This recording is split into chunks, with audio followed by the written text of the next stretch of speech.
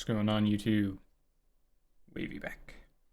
What's going on, my friends? Welcome in, welcome back. We are here to start a new series. Another mini-series. Today, this is a branch out for me. Pride and Prejudice, the, I believe, 1995 mini-series. It's either 5 or 6 episodes. This is something that won its poll originally as a movie, but upon feedback from you guys, I was told that, it was more heavily requested that I do the miniseries over the movie, even if it meant pushing it back, which obviously it did, but that's okay. I have no idea really what to expect from this. I have been told a basic gist, very, very ever so slightly from all of you, and just from like the basic Google synopsis of just basically romance in like old high society, something like that. Romance, politics, to that effect. Obviously, we'll find out. Yeah, literally don't know like anything about this series, this book. I believe it's based off a book. Yeah, don't know anything. Honestly haven't really heard anything outside of like what you guys have specifically told me. And yeah, this has never been something that originally would have like crossed my list to check out, but I'm really interested to see what I think about it, and hopefully I enjoy it. For my people on Patreon, obviously you're going to be seeing this much sooner than everyone on YouTube. I will probably have this entire series done on Patreon, barring me just utterly not rocking with it, which, who knows? I mean, I don't think that's going to be the case, but it's something that I've never tried watching before. But yeah, the whole thing will probably be exclusively on Patreon before it ever even touches YouTube. We'll see how it does over there. If you guys enjoy it and want me to continue uploading it, then I will absolutely do so. If not, then it'll probably just remain a Patreon only, and that's totally okay. Regardless, super excited, ready to jump into a new adventure with all of you. Hope you're excited as well. If you're interested in checking out the uncut and unedited reactions to this episode or anything else on this channel, feel free to check out the Patreon link down below. You can also check out my letterbox to see what all I've seen before, what else is on my list. But yeah, all that being said, feel free to leave a like, feel free to leave a comment. Let me know what you thought about this video and what else you want me to check out on the channel. And as always, subscribe if you're new. It's totally free. You can always take it back later if you change your mind. But I would love if you stuck around. Alright, ladies and gentlemen, without any further ado, let's get ready to jump into Pride and Prejudice, Episode 1. Alright, a new journey. Colin Firth. Okay. It's at least one name I know. Very lovely music. Big old countryside. Have I your approval? You'll find the society something savage. Country manners, I think that's charming.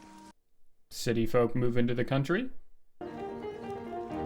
Looking quite wealthy. It's a very vast landscape.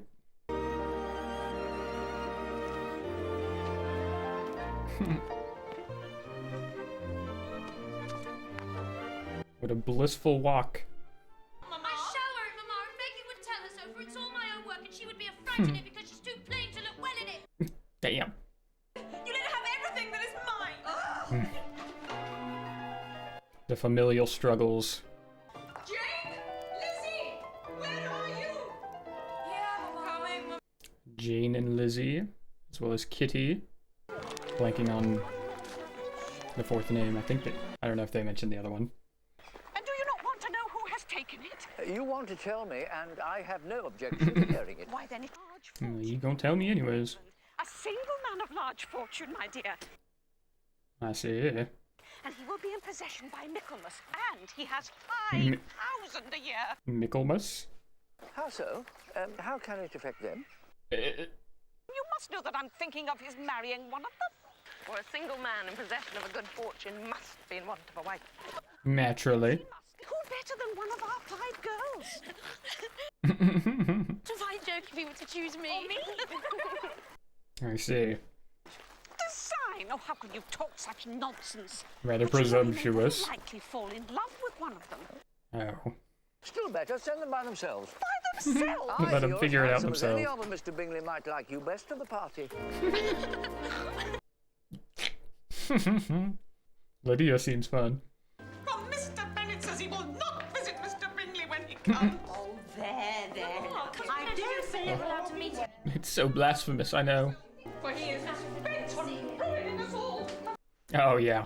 I shall write to Mr. Bingley that I have 5 daughters, and he's welcome to any of them that he chooses. Really? They're all, well, Lizzie has a little more wit than the rest, but then he may prefer Lizzie. a stupid wife, as others have done before him. Damn. There, will that do? No, I beg you will not write at all if Funny guy. you will not visit them. Depend upon it, my dear. When there are 20, I'll visit them all. Yeah, you know, fine commitment. We compromise. You'll see us all ruined. Jane. Oh, if only we'd been able to have sons. Crazy. If I could love a man who would love me enough to take me for a mere £50 a year, I should be very well pleased. It's the little things. But such a man could hardly be sensible, and you know I could never love a man who was out of his wits. Well, that's a bit of a paradox. A marriage where either partner cannot love or respect the other. That cannot be agreeable to either party. It's just purely political. But beggars, you know, cannot be choosers. I see. We are not. With father's estate entailed away from the female line, we have little but our charms to recommend us. Really? One of us at least will have to marry very well. So, what... sorry, but like, in theory, he said his estate...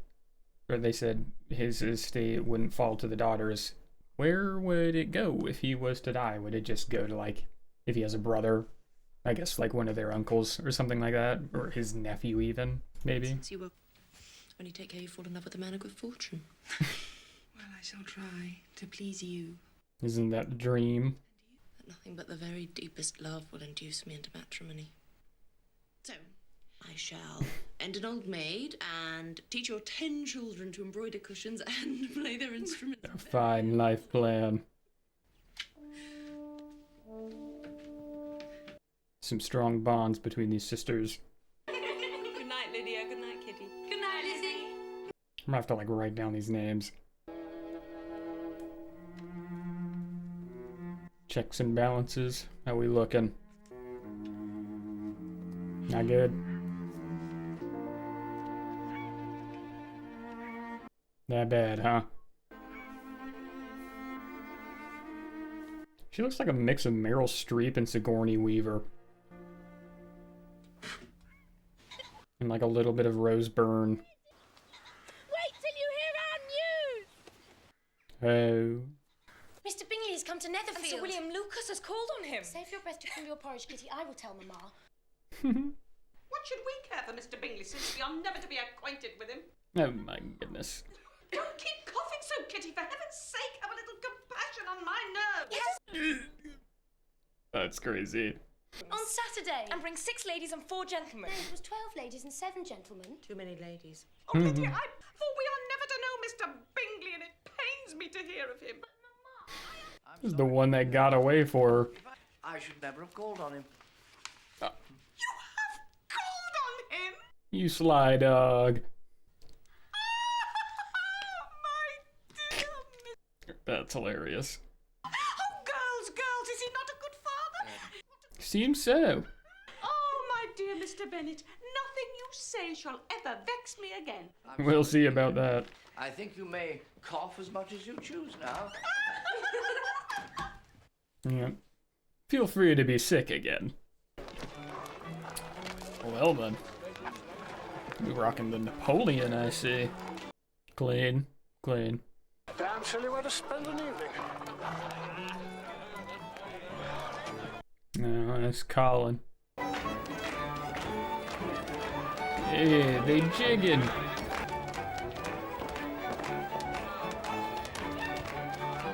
It's like the old-timey version of a bird's mating dance.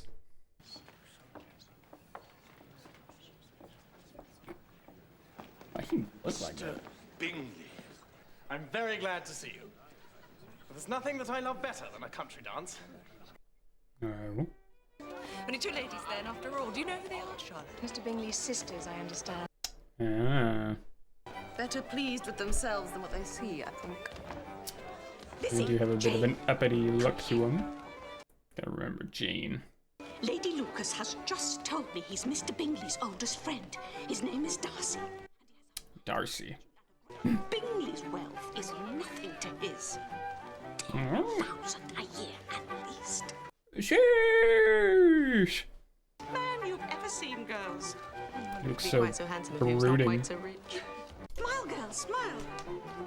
Had to get my notebook so I could I need to remember the names. He has expressed a wish to become acquainted with you and your daughters. Hell yeah. And Elizabeth.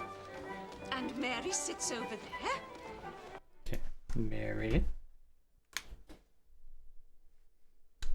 Kitty and Lydia. Right. Okay, I think that's all five. And Kitty and Lydia, my youngest, you see they're dancing. May I be so bold as to claim the next two dances? Two? I'm not engaged, sir. How greedy.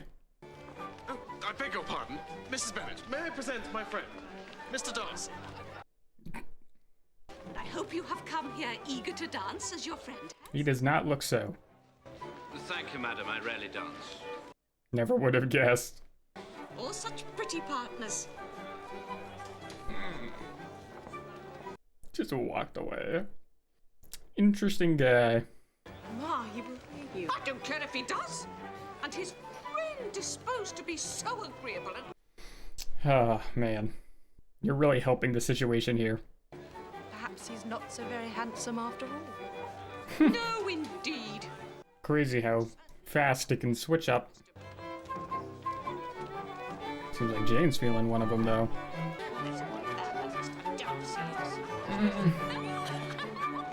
Just gossiping away.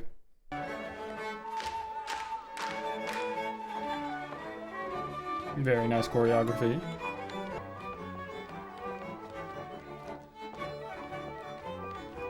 I would take more pleasure in this one if there were enough partners as agreeable as Jane's.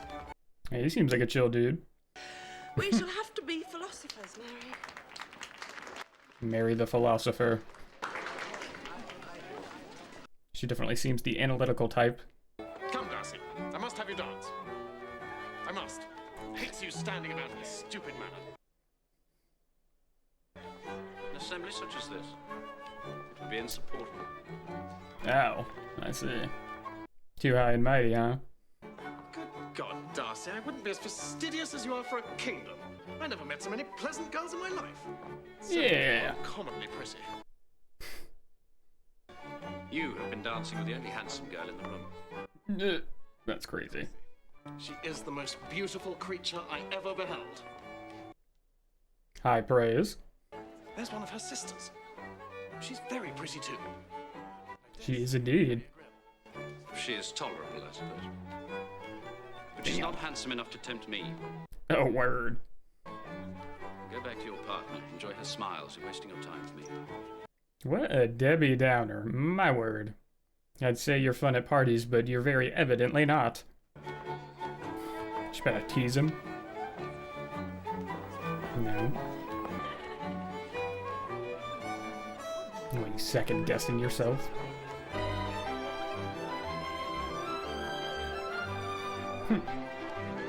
Sucks Mary doesn't seem to be having any fun. Jane was so admired. She was indeed. So fat. And Lydia and I danced Hmm? every dance. And Mary none. And Mr. Bingley favoured Jane above every other girl. He was gassing her to high heaven, that is for sure. What do you think he did next? Enough, Back to Jane. Enough, madam, for God's sake, let's hear no more of his partners. Would you... Oh, and his sisters. Oh, such charming women. My word. I dare say the lace on Mrs. Hurst's gown No alone. lace, no lace, Mrs. Bennet, I beg you. Darcy, as he calls himself, is not worth our concern, though he may be the richest man in Derbyshire. Derbyshire. And flat flatly refused to stand up with her. Slighted my Lizzie, did he? Yeah. I don't. I believe, Mum, I may safely promise you never to dance with Mr. Darcy. Surely. That'll never come back up. The Hertfordshire ladies could please you, Mr. Darcy. Not even famous Miss Bennet. Famous. Bingley, you astonish me. I saw little beauty and no breeding at all. Oh, God. Eldest Miss Bennet is, I grant you, very pretty. Come, man, admit it. She's an angel. She smiles too much. Too much. The mother. The mother's a bit much. I should as soon call her mother a wit. Mr. Darcy, that's too cruel. That's crazy. I shall never understand why you go through the world determined to be displeased with everything and everyone. Yeah, that boy a nihilist. I will never understand why you are in such a rage to approve of everything and everyone that you meet. Well, So, people pleaser. You see, Mr. Darcy, we are not afraid of you. I would not think so. Ew. Aye, very true. Damn tedious waste of an evening. Yeah, that was totally what we were talking about. And I never saw such happy manners. Handsome, too, which a young man ought to be if he possibly can. Not really up to him.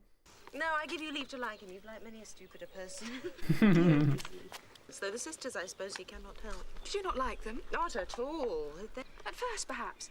But after a while, I found them very pleasing. Yeah, they seem to assimilate pretty well into the party.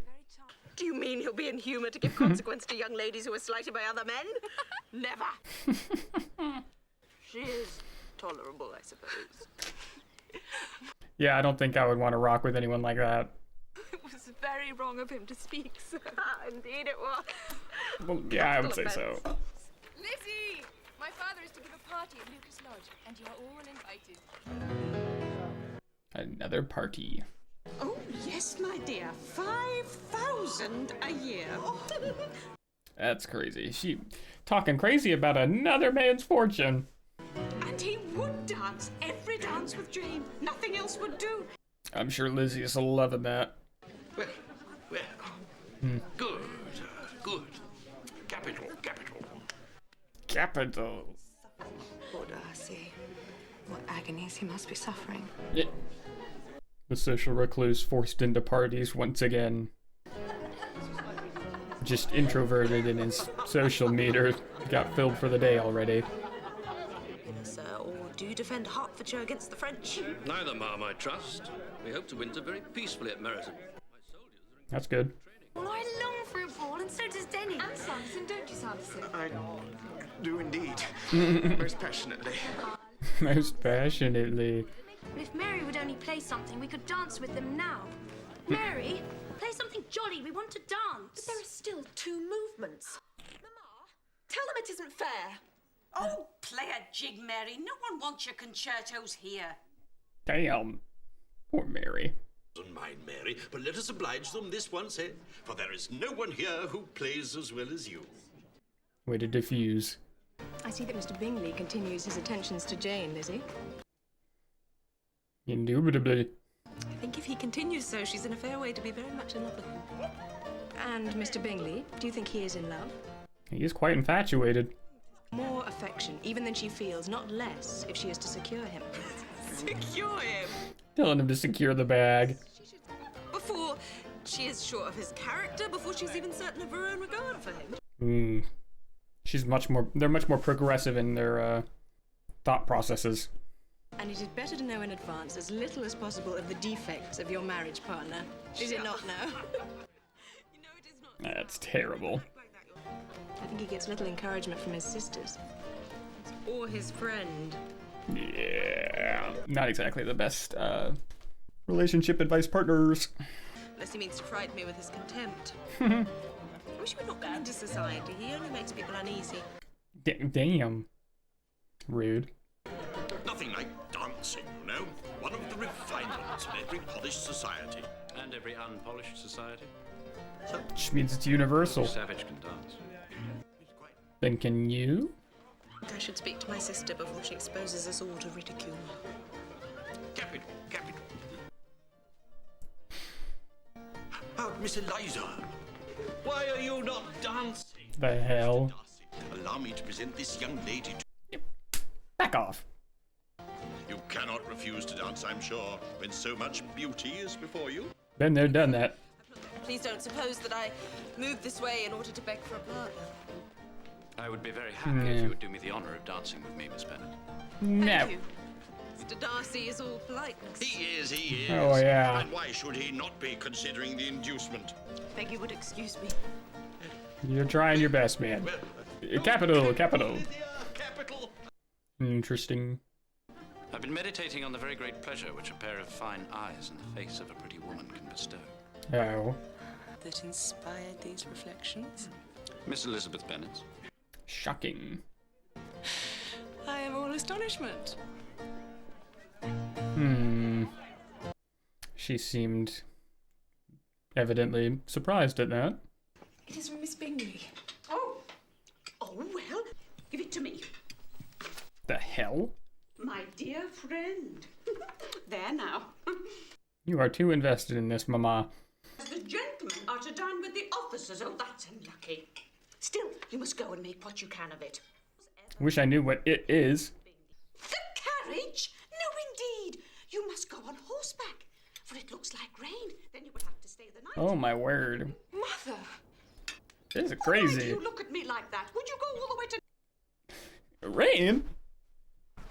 You will go on, Nellie. That will do very well indeed. I'm not a part of this. That's so messed up. It is all exactly as I planned. All according to plan. What a solemn ride. She's gonna get sick. And your mother's brother lives in London? In Gracechurch Street. In which part of London is Gracechurch Street, Jane? Not like a high-end area. Getting sick? Fawcett, get help me. Well, my dear, if Jane should die of this fever, it would be comfort to know that it was all in pursuit of Mr. Bingley. Indeed. And under your orders. Yeah. People do not die of little trifling colds. In your era? She will be very well taken care of. Go to Netherfield. No, there is no call for that. Jane is very well where she is. And you know there is nothing for you. Boo. You had much better go to Meryton with your sisters and meet the officers. Aye, Lizzie, for there are more than enough to go round. That is all they can think about. Walk 3 miles in all that dirt. You'll not be fit to be seen. Okay. Be fit to see Jane. Yeah, which that's is all not... I want. She doesn't care about other eyes. Aye, let's call on Denny early before he is dressed. What shock he would get. Our life holds few distinctions, Mrs. Bennet, but I think we may safely boast that here sit two of the silliest girls in the country. They are quite silly. Lydia a little freaked out. I'm assuming that one's Kitty. Lydia and Kitty are the two youngest, right? If I'm remembering correctly.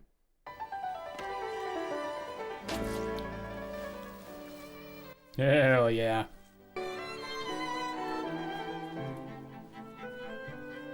What a beautiful walk. What's up, Miss dude? Bennet, I am come to inquire after my sister. on foot. Yes. Would you be so kind as to take me to her? What's he think about that? You gonna call her a savage for having mud on her shoes? Beating the hell out of her. What does she mean by scampering about the country because her sister has a cold? Her hair, Louisa. Or her petticoat. I hope you... Screw my sister's health. What if the hair gets frizzy? Escaped my notice. I thought she looked remarkably well. Yeah. It seems to me to show an abominable sort of conceited independence. That's Shows what an you take affection away. for her sister that is very Yeah. pleasing. For her fine eyes. Not at all. They were brightened by the exercise. Backfired. Such low connections. Their uncle, she told us, is Such as the times. and lives in Cheapside. Well, perhaps we Yeah. should call when we are next in town. My word. With such connections, they can have very little chance of marrying well, Bingley. That is the material point. Who cares about the material point if you're making enough on your own? Let me send for Mr. Jones, and you must stay until your sister is recovered. I wouldn't hear of anything else. I'll send to Longbourn for your clothes directly. Yep. Shout out Mr. Bingley. Any sport today or not? He is out of it. He doesn't give a damn what's going on in that household.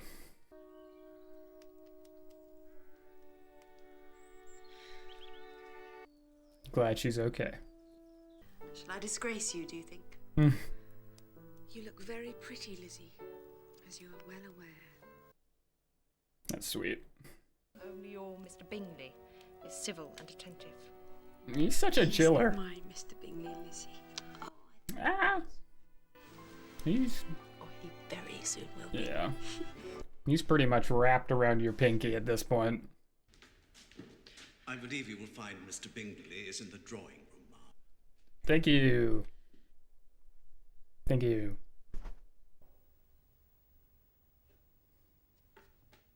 When was billiards invented? May I inquire after your sister, Miss Bennet? I thank you, I believe. You may announce your inquiry, yes. Oh, Mr. Hurst, I'm quite undone. Should have played the deuce. Finding an excuse to talk to her.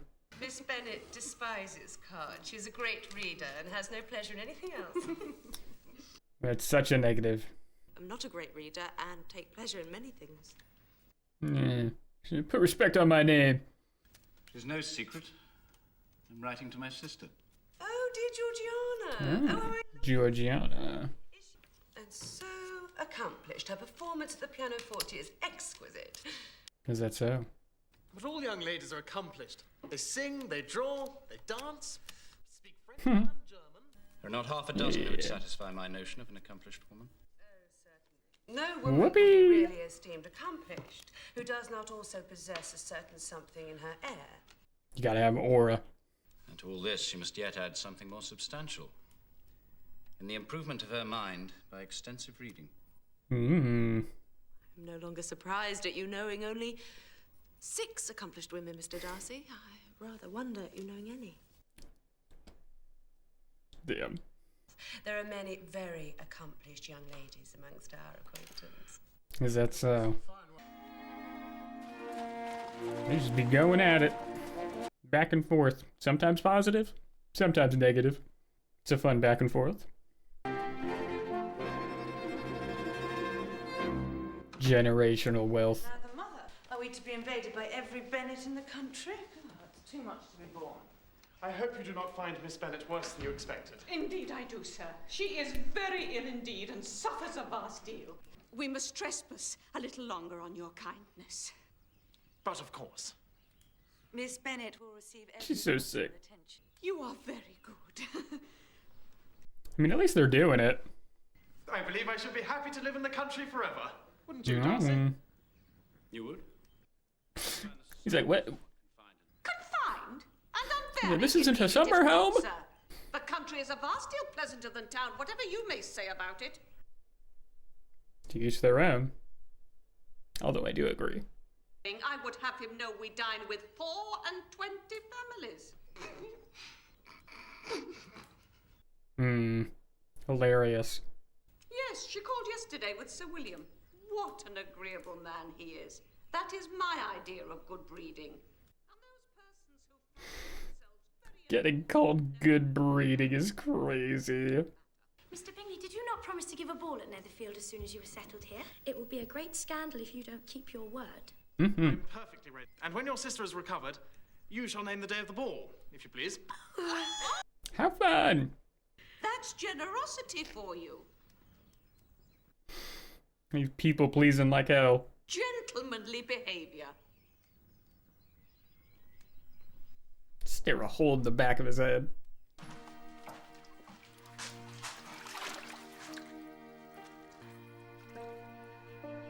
Thank God for the invention of showers, man. Good Lord, you're big.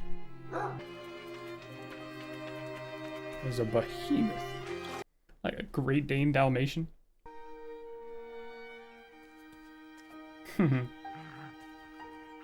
How fun.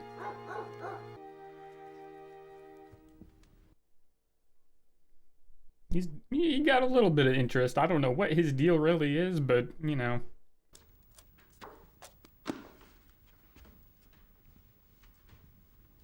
I look bored as hell.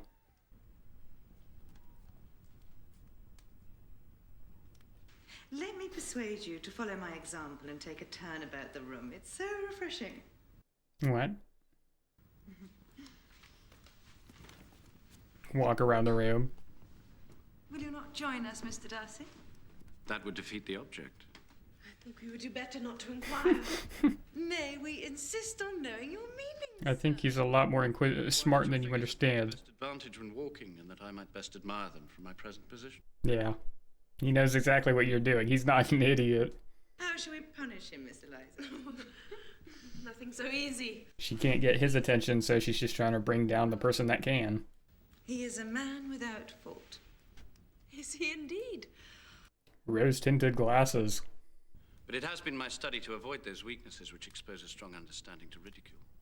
Such as vanity, perhaps, and pride. No. But pride, where there is a real superiority of mind, pride will always be under good regulation. If that's how you're feeling. It might be called resentful. My good opinion once lost is lost forever. That is a failing indeed. But I cannot laugh at it. Your defect is a propensity to hate everyone. Well, yours is willfully to misunderstand them. Shall we have some Cat claws. Will we ever understand each other? Thank you, sir. You're very kind. Goodbye. That's it. Yeah. Respect. You don't wanna rush nothing. He said, "I'll see you again, anyways." But I fear Mr. Darcy is mourning the loss of Miss Eliza Bennet's. Quite the contrary, I assure you. Is that so? Opinions change, I do suppose. Notwithstanding your excellent Mr. Bingley, I've never been so happy to leave a place in my life. I bet.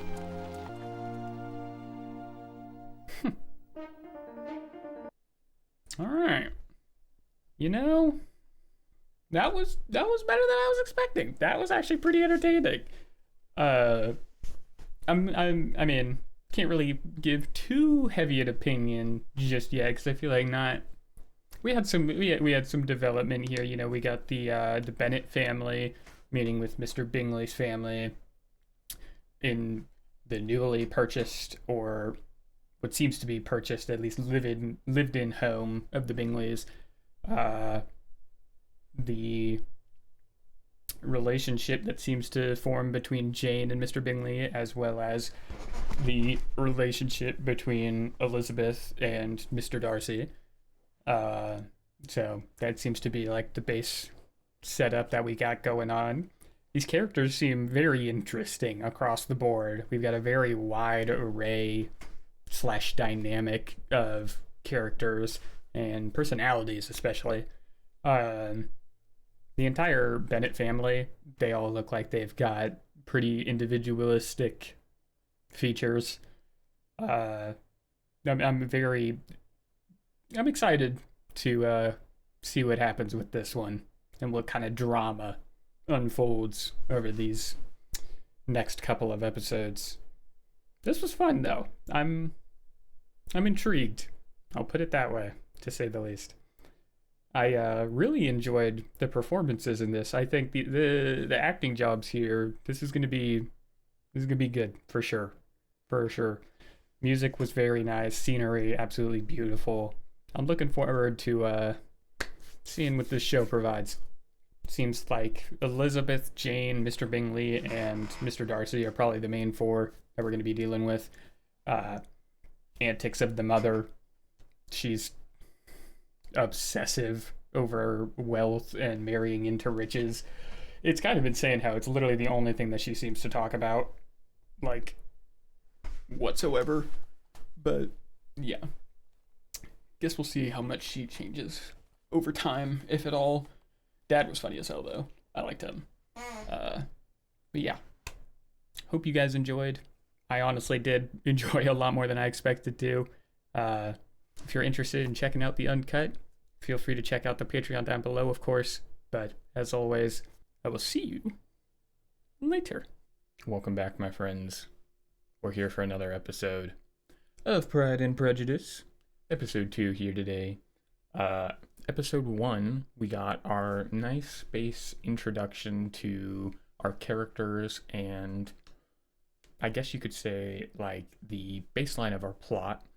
We got introduced to the Bennet family featuring crazy mom, chill dad. We had Jane, Lizzie, Kitty, Mary, and Lydia. Those are the 5 daughters.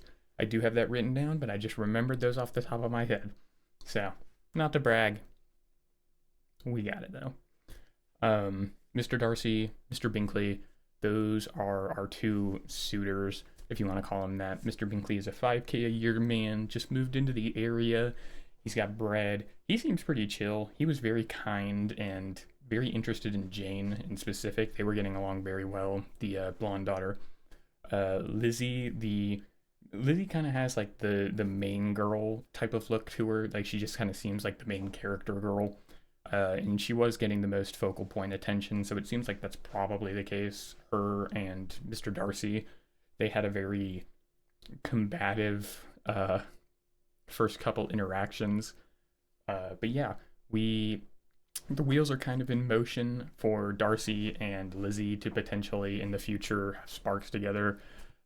Jane and Mr. Bingley seem to be going strong. She's getting over having the flu from chilling over at his house.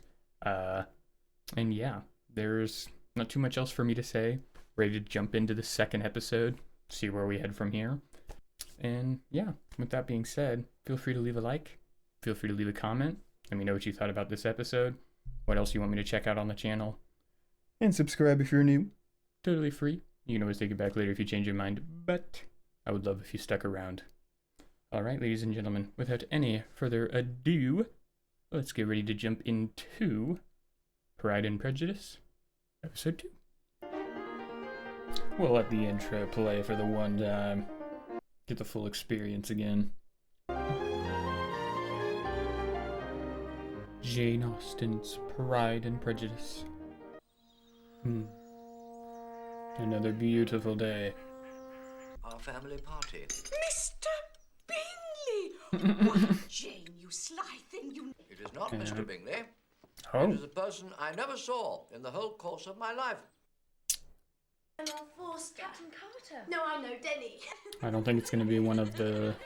It is from my cousin, Mr. Collins, who, when I am dead, may turn you all out of this house as soon as he pleases. Is he the one at the current moment? That's... Your estate should be entailed away from your own poor children. He gets the inheritance since it can't go to a daughter. And since I have had the misfortune to lose him... Okay. I have frequently wished to heal the breach. There, Mrs. Bennet.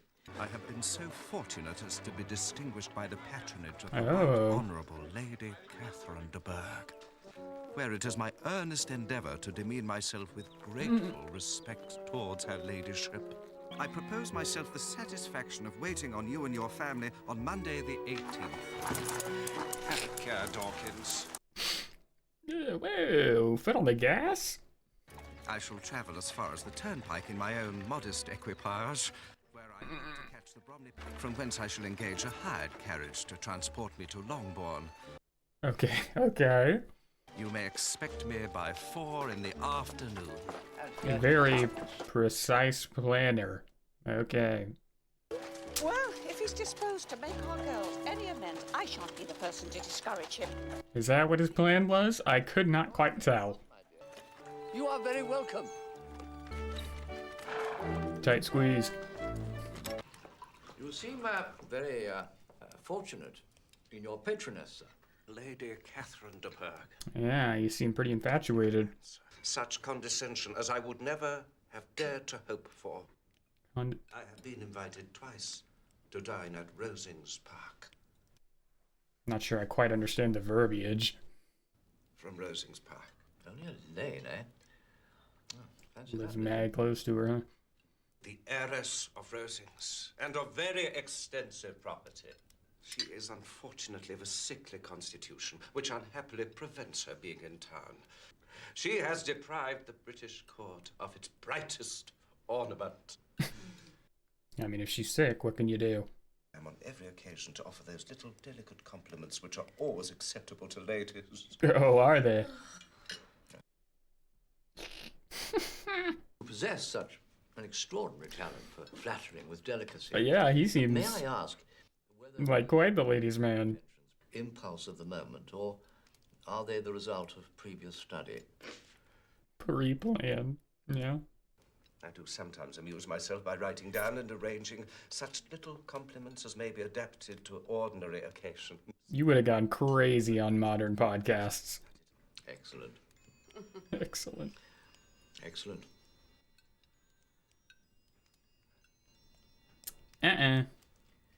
Off the table. I should probably write down his name. It was what, Mr. Collins? That was our cousin, Mr. Bennett. I trust myself quite overwhelmed with the charms of your daughters, Mrs. Pennant. I could tell. Especially the eldest, Miss Pennant. Pause off. Ah, yes, Jane is admired wherever she goes. She will be very soon engaged. Shucks. In their case, I know of no prior attachment at all. He's like, yay. Rude.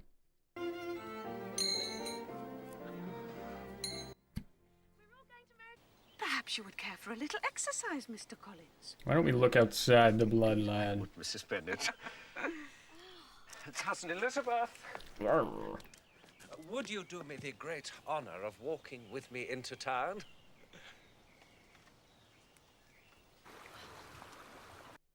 She's just the take one for the team homie, huh? I believe I possess the happy knack, much to be desired in a clergyman, of adapting myself to every kind of society. What precisely is a clergyman? I was thinking he was like some religious missionary or something, but I don't think that's the whole of it.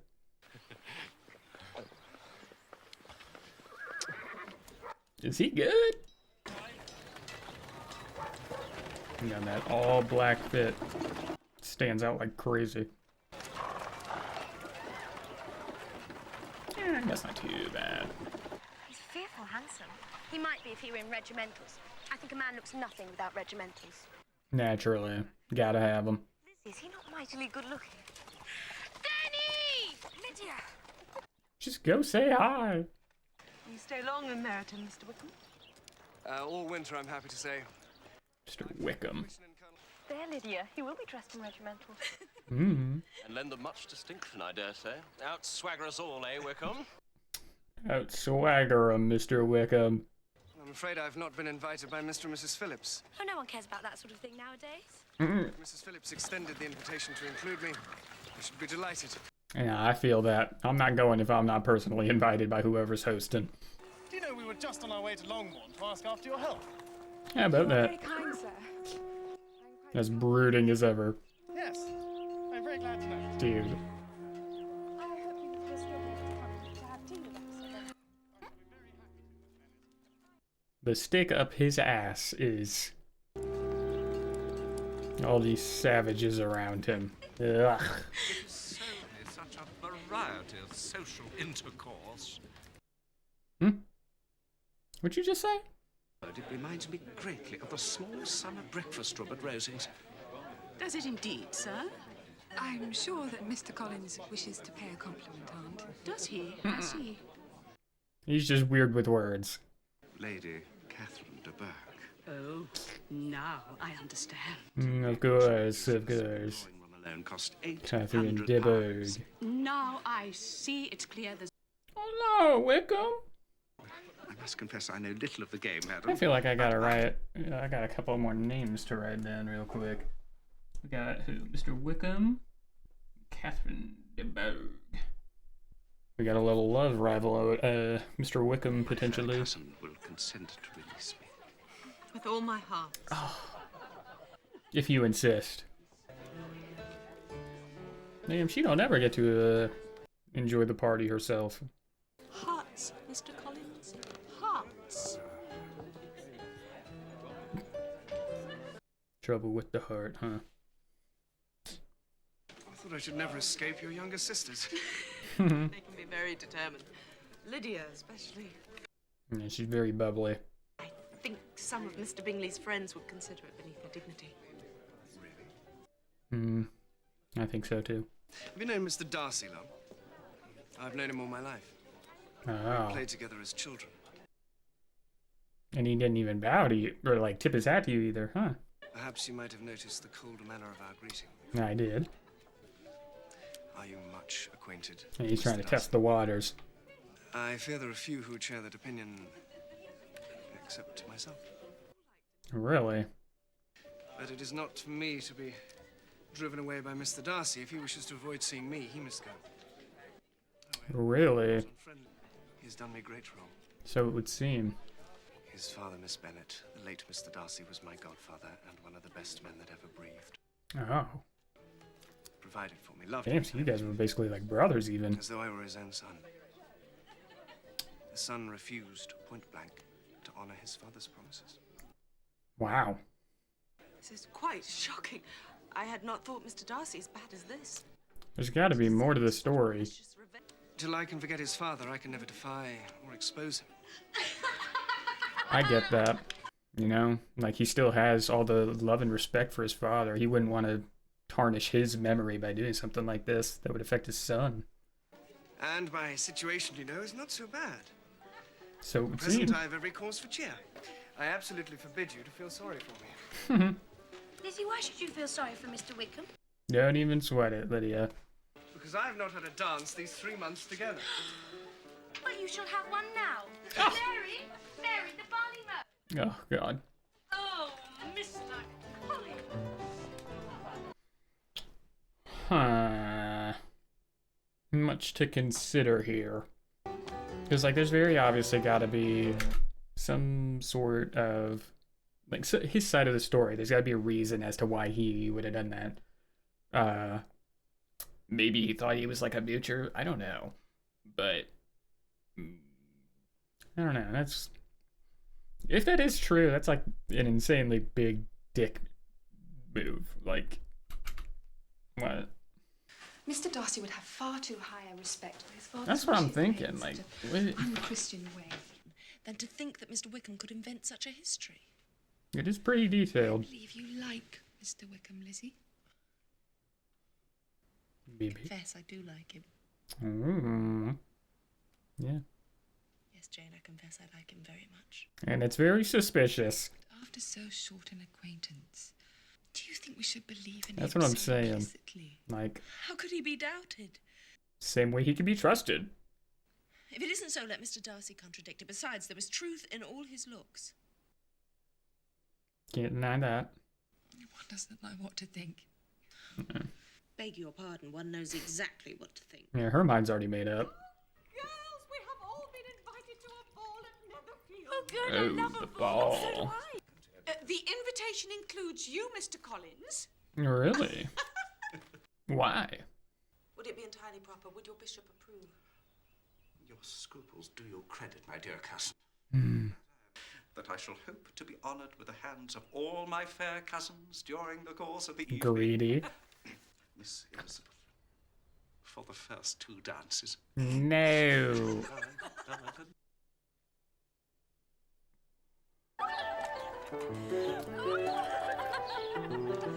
He's just, you know. When I tell you that the chimney piece alone in the second drawing room cost all of 800.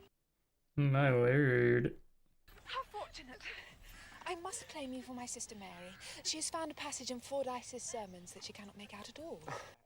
Shout out to Jane. In that case. You're very kind, sir.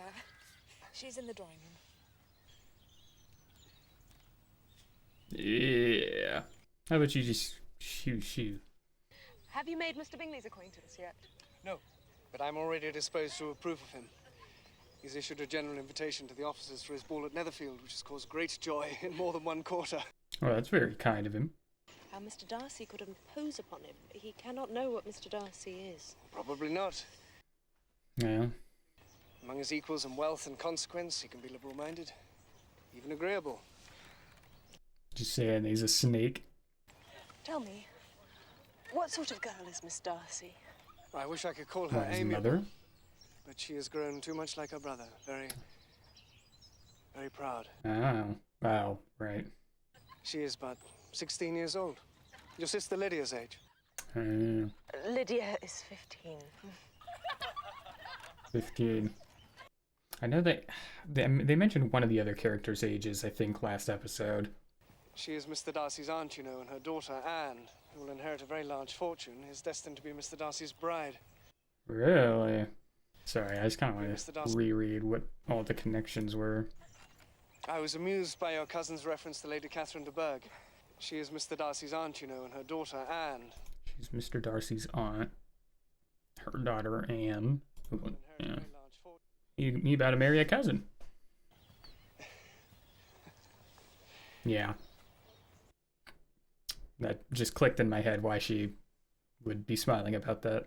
I wonder how she's going to take that, or if she even knows. Jane, but I will say you look very well indeed. I'm sorry, what? And Thanks? I hope you will pay Mr. Collins every courtesy tonight because he has been very attentive to you. Annoyingly so.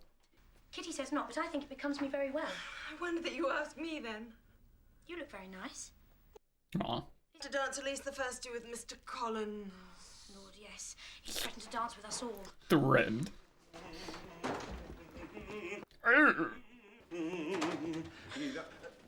Ow, yucky.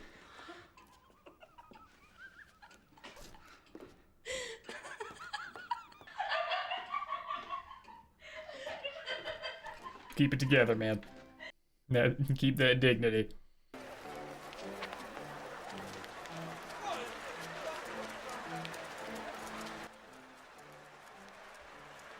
He's so annoying. Like, he just wants everybody to look at him and be like, oh, he's so mysterious. Who is he? So dark and brooding. Louisa and I have been quite desolate without you, haven't we? Hmm. Mr. Bennett, quite delighted. Ah, and all your daughters. Ah, you brought all of them. On your very elegant arrangements, Margaret. It puts me in mind greatly. Perhaps you can visit Rosie. You just gotta bring that up immediately. Miss Bennett?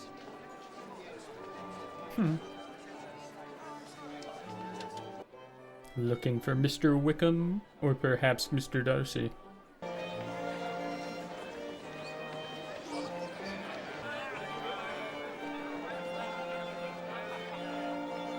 Yeah.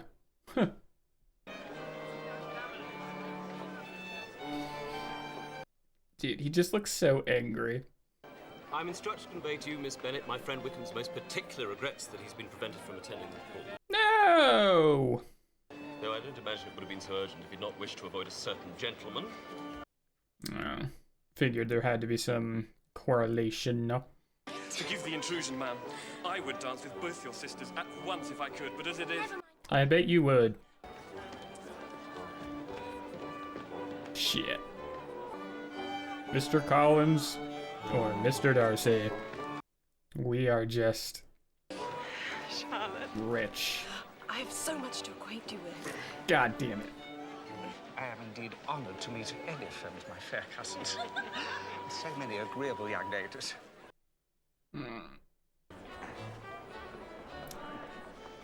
Yay. Dude, that outfit's so crazy. Just the way that it...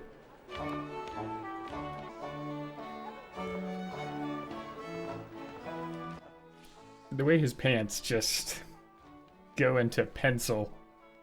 On the way, Mr. Collins. Madam, 1,000. Mr. Collins. My dear cousin, I apologize. God.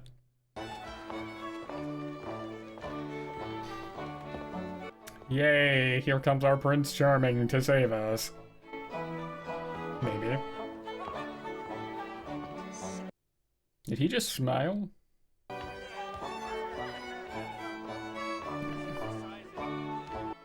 Always just skipping past Mary. Confirms it, and Mr. Darcy has boasted to me himself of his resentful, implacable. Yeah. Hi, man. Would you do me the honor of dancing the next of me, Miss Bennet? Why,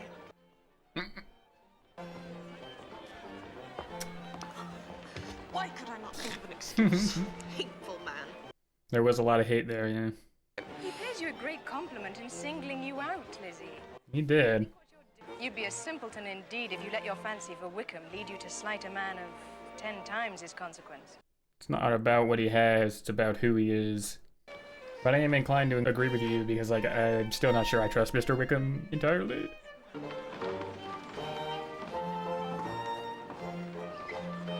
Such intricacy to the dance. Winding and weaving. I believe we must have some conversation, Mr. Darcy. Yeah, we just... A very little will suffice. I don't think he even knows what to say, he just wants to angrily stare at you. I might remark on the number of couples. Conversation with You yourself. talk by rule then when you're dancing? Yes, sometimes it is best.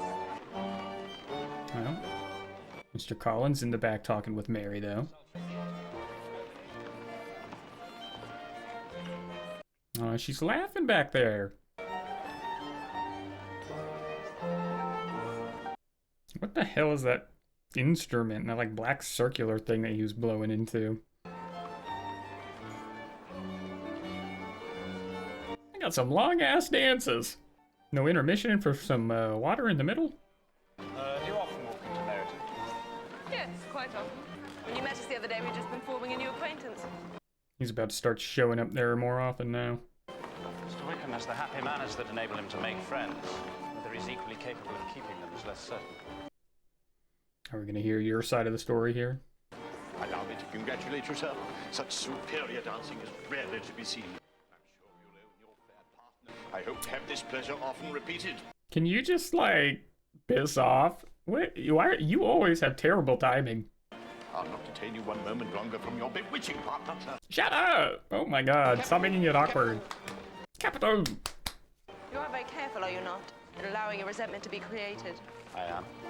Because he knows how ferocious it can be. Quite the hairdo, brother. Allow yourself to be blinded by prejudice? I hope not. May I ask to what these questions tend? To the illustration of your character, I'm trying to make it out. Yeah. And what is your success?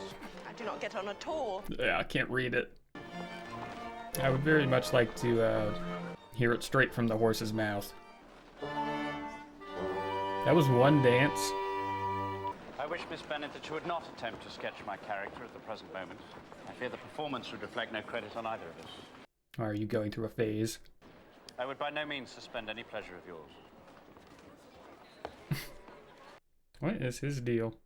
So, Miss Eliza, I hear you're quite delighted with George Wickham's, that he's merely the son of old Wickham, the late Mr. Darcy's steward. That's funny to you. Of course. Wickham treated Darcy in an infamous manner. But I do know that Mr. Darcy was not in the least to blame. I'm sure that's, yeah, where your bias would lead. But really, considering his descent, one could not expect much better. Descent. I've heard you accuse him of being nothing worse than the son of Mr. Darcy's steward, and he... Excuse my interference. It was kindly meant. No, it wasn't, but that's okay. Mr. Bingley did say that though he does not know the whole of the history, Mr. Wickham is by no means a respectable young man. I shall venture to think of them both as I did before.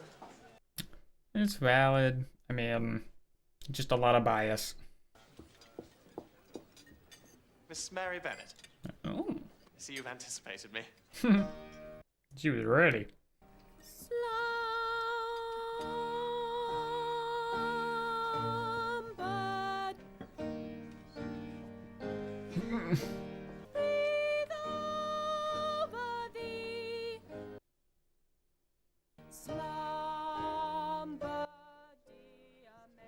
Lizzie, look.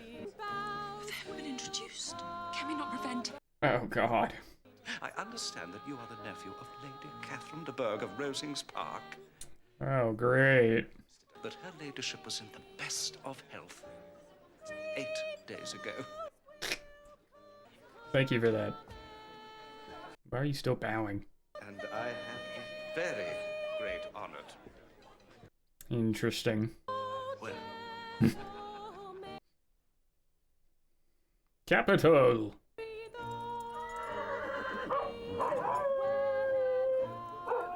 Amazing.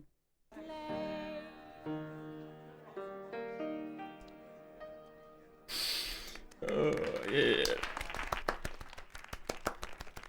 Beautiful. Oh, we're going again. You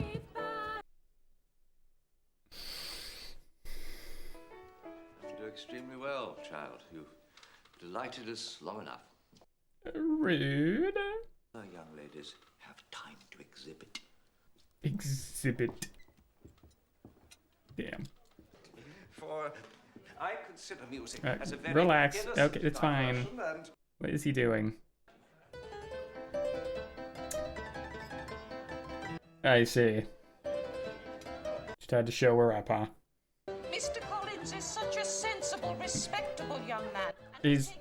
Fancy to listen. Stop bringing that up. He could find a better wife. Ew, stop He it. favored Jane at first, but Bingley was there before him. Dude, what is her problem? That will throw the girls into the path of other rich men. Maybe we just, like, stop letting her leave the house. My god. They are chaos. I thought Mary sang very ill. Yes, poor Mary. But she is determined to do it. That she is. No objection.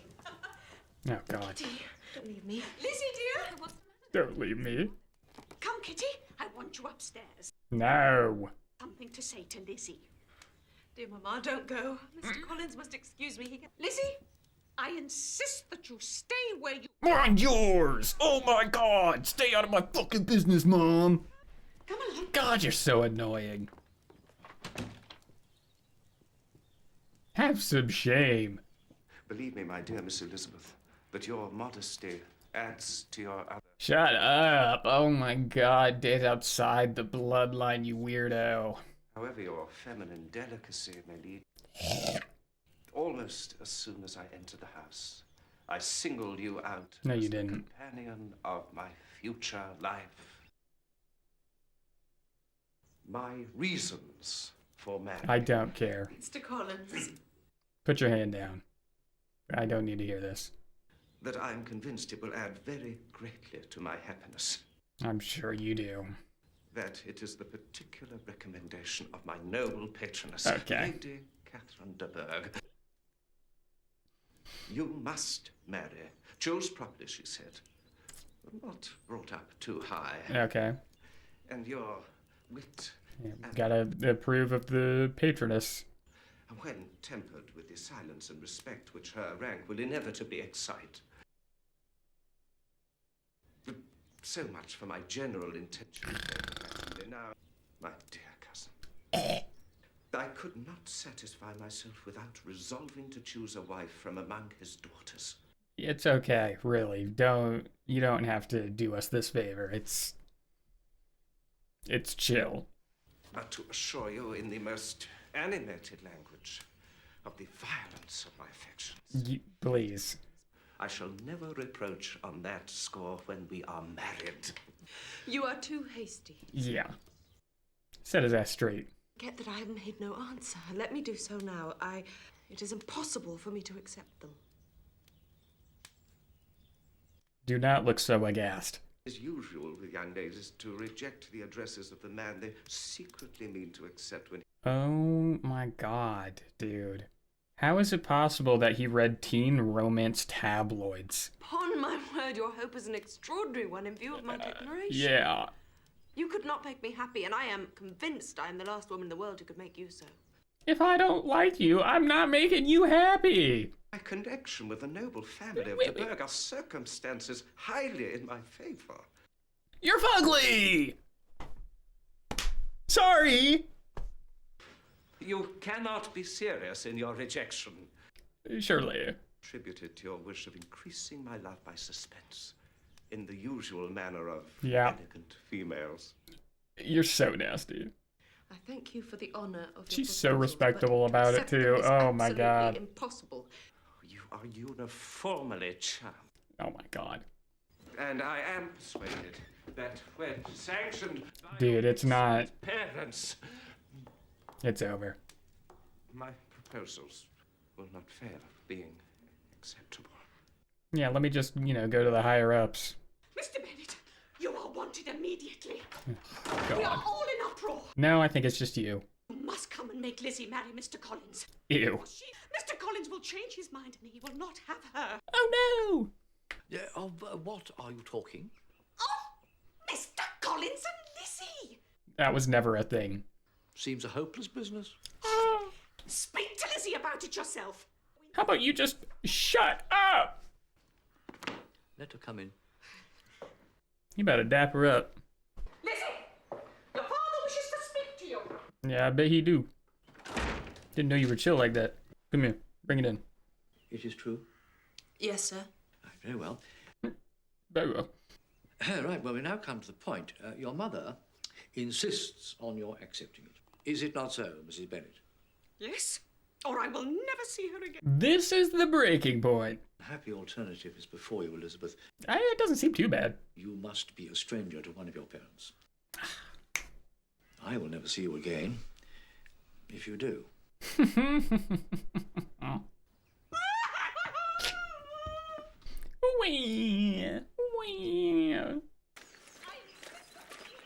Holy shit. Mr. Bennett needs to lock her in a room anytime a man approaches the house. What the fuck is her problem? She won't have him. Then I am very sorry for him, though I couldn't say I'm surprised. I do not wish to discuss the matter any longer, It's over! I wonder, should I invite him to dine with us? No. Take him away and feed him, for he has been in high dudgeon all morning. Send him back to the park. She seems to have some compassion. Until tomorrow, then, madam. Or never. I take my leave. Performatively as well. Oh, Mr. Collins! Oh, no, Mr. Collins. That's insanely funny. This is a fun episode. Okay. Well, we got introduced to Mr. Collins. I don't know how much of a recurring character he's going to be in this story now. He probably will be, considering his connection to Miss Lady Catherine de Bourgh and, her connection to Mr. Darcy, all that tying together and whatnot. Him being destined to marry her daughter as well. I don't know if that's an arranged thing. I don't know if that's something he knows about or if it's just, someone else's headcanon. But very interesting. We got the whole ordeal with Mr. Wickham and Mr. Darcy. That's a toughie. That's a toughie. Because it's hard to take something as drastic as what he was saying at surface level value, just, without any sort of backing, context, witness, what have you. But at the same time, Mr. Darcy hasn't exactly been doing himself any favors in terms of the personality check, you know what I mean? I definitely don't think that there's definitely more to the story than what we've been told by Mr. Wickham, especially since he didn't show up to the ball. That was suspicious. But what else? Yeah. Mr. Collins obviously was infatuated with Elizabeth after he realized he couldn't have Jane, which was insanely funny. Dude, Mrs. Bennet sucks. I'm so sorry if she's anyone's favorite character for whatever reason, but Jesus, she is so annoying. I get it's I think at the times, parents wanted their daughters, especially if they didn't have any sons, to inherit the land, this situation. They wanted their daughters to be marrying into esteemed families, getting land, getting money, generational wealth, so that they can, secure themselves for the future. But it's you don't have to do it for every goddamn man that walks past the house. especially when our blood is similar. Stop it. Get help. You're being weird. Like, 2 days ago, you were trying to engage me to Mr. Darcy. Do you not see the freak in this? Just chill out. Like, holy shit. But yeah, this was a fun episode. I was pretty locked in there. It was a more comedic one for sure too. I had a good time. I hope you did too. I'm looking forward to episode 3. And yeah, I think that's all I've got for this one. If you'd like to check out the uncut and unedited, you know where to look. Letterboxd is down there as well, same as the intro. But of course, love you guys. Thank you so much as always. Feel free to leave a like. Feel free to leave a comment. Let me know what you thought about this episode and what else you want me to check out on the channel. And as always, subscribe if you're new. Totally free, and you can always take it back later if you change your mind. But I would love if you stuck around. Till next time, team, I will see you later. What's going on, YouTube? Wavy back. Welcome in, or welcome back, my friends. Today, Pride and Prejudice, episode 3. Sorry. Today, I'm just ready to jump into it. We kind of left off at an interesting point. We got introduced to new characters last episode. We got Mr. Wickham and Mr. Collins. Mr. Collins was the cousin of Mr. Bennet, and he is basically like technically the sole heir of his estate if he passes. He came to visit. He was talking about, trying to court one of the daughters, yada, yada, yada. He was yapping a lot about his patroness. What was her name? Miss Catherine de Bourgh. She was also listed as being Mr. Darcy's aunt, who her daughter, I believe, is also like set up or supposed to get married to Mr. Darcy. So yeah, we got like a whole bunch of new familial complications. We ended up getting Mr. Collins to leave, unengaged despite his efforts with Lizzie. That was awful, but I get it. It was a time period thing, obviously. But yeah, we kind of just left off there. I'm pretty much ready just to jump into seeing where we go from here. What the hell's going to happen with Mr. Darcy, Mr. Wickham, especially now with Elizabeth. We had the whole, ordeal of finding out Mr. Darcy's hidden, if you want to call it that, past, according to Mr. Wickham, which was shared in a very negative light. But, got to take that kind of thing with a grain of salt. And it seems like everybody else is willing to do that outside of Elizabeth. She's pretty biased against Mr. Darcy. But, rightfully so. But, yeah. With all that being said, if you're interested in checking out the uncut and unedited reactions to this episode or anything else on the channel, feel free to check out the Patreon down below. But, as always, feel free to leave a like. Feel free to leave a comment. Let me know what you thought about this episode, what else you want me to check out on the channel. And as always, subscribe if you're new. Totally free. You can always take it back later if you change your mind. But I would love you stuck around.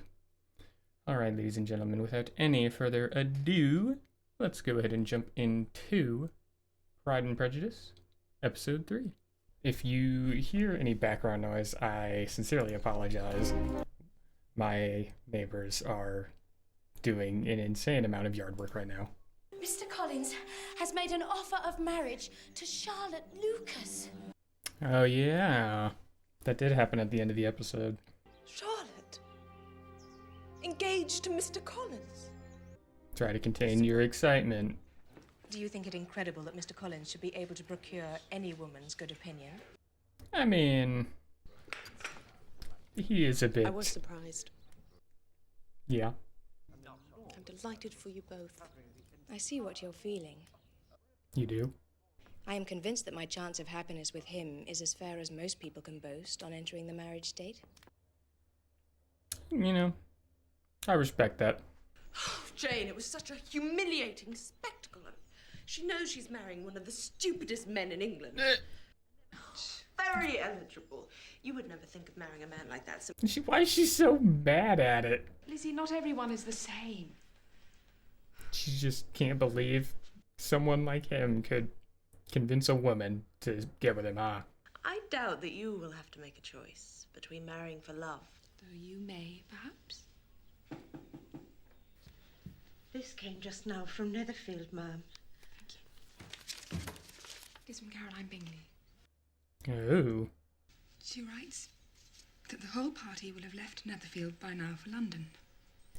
Oh. And without any intention of coming back again. What? At first thought that the business which takes them to London might be concluded in a few days. But we are certain that this cannot be so. Seriously. I do not pretend to regret anything I shall leave in Hertfordshire, my dearest friend, except your society. That's crazy. He, of course, is impatient to see his sister. I am scarcely less eager to meet her again, from the hope I dare to entertain of her being hereafter my sister. Yeah, she just had to throw that in. In indulging the hope of an event which will secure the happiness of so many. Of so many. Put to me, and she means most kindly to put me on my guard. Oh, Lizzie, can there be any other opinion on the subject? Yes, there can. Miss Bingley sees that her brother is in love with you, and she wants him to marry Miss Darcy. No one who has seen you and Bingley together can doubt his affection. Yeah, I mean, it's pretty evident. She can hardly convince a man so much in love that he is in love with someone else instead. So true. Bingley is not back by your side and dining at Longbourn within 2 weeks. I should be very much surprised. That would indeed be a surprise of the same level. I gotta say, I cannot believe that he would just leave without, like, saying anything to her, considering how, tight they had been, just with everything. But, I mean, maybe, he intends to come back, like they said. I think she said that it wasn't gonna, let me actually double check. She had wrote. Never mind. He thinks that he doesn't think it's gonna be anything more than a few days, and this is just her yapping her head canon away. They're both so annoying. Oh, look at that hideous cloth. Would do very well for Mary, don't you think? Watch it. Look, there's Denny and Carter. Always bagging on her. I suppose you'll keep Wickham all to yourself again, Lizzie. Well, of course she will. She is violently in love with him. Mm. For sake, lower your voice. Good afternoon to you, ladies. We came into town in search of you. What a coincidence. Dude, Mr. Wickham looks so much like the actor from Hereditary, the teenage boy. It's kind of crazy. We were hoping we would see you at the Netherfield ball. We were. I found as the time drew near that I'd better not meet with Mr. Darcy. Mm-hmm. It would give me a moment's concern to see Mr. Darcy publicly set down, but in Mr. Bingley's house, it would grieve me to see him embarrassed. Yeah. And through him, your sister. Yes. I hear your cousin, Mr. Collins, is engaged to be married. Everybody sees it. I had thought that his intentions tended in another direction. They took a little turn to everybody's satisfaction. Relief. I should like to be able to introduce you to my mother and father. Thank you. Oh, is that so? Look at you, Elizabeth. Seems like it went well.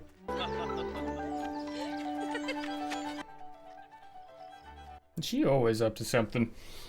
Oh, young George Wickham is such a charming young man, is he not, my dear? Well, it really doesn't seem that hard to impress Mom. Stories about his misfortunes. With such narratives to hand, who would read novels? But I believe he has truly been treated contemptibly Damn. by Mr. Though Darcy may turn out to be no more of a black-hearted villain than your average rich man. It behooves us all Very well could be. before pronouncing an adverse judgment on any of our fellow men. Oh, Lord. Okay. And so becoming in his regimentals. I remember the time when I liked a red coat myself well enough. Okay. Keep it in your pants, Mom. What the hell? And the there's no need to smile like that, Miss Lizzie. You want me to be happy or not? Mr. Wickham has taken a fancy to you. I'm sure you've done nothing to deserve it. Wow. If only he had 5,000 or 6,000 a year, I would be happy to see him married to any of the girls. Damn. And now Mr. Bingley, gone off forever. Supposedly. I've heard again from Caroline Bingley. Oh. It's now quite definite that they will stay in town for the whole winter. What? But why? When is your turn to come, Lizzie? You can hardly bear to be long outdone by Jane. Here are officers enough in merit. Oh my goodness. Let Wickham be your man. He's a pleasant fellow. He jilts you creditably. Thank you, sir, but a less agreeable man would satisfy me. We must not all expect Jane's good fortune. We just got no say in what we do. So whatever of that kind may befall you, you have an affectionate mother. That's one word to call her. I don't know what will become of us all, indeed, I do not. Maybe don't think about it so much. Bear to think of Charlotte Lucas, that I should be forced to make way for her and live to see her take my place in it. Worse things could happen. Let us hope for better things. Let us flatter ourselves that I might outlive you.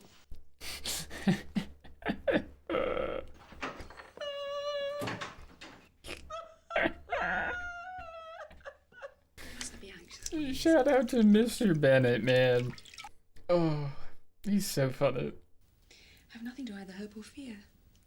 Nothing to approach him with. At least I have not had that pain. Your sweetness and disinterestedness are truly angelic.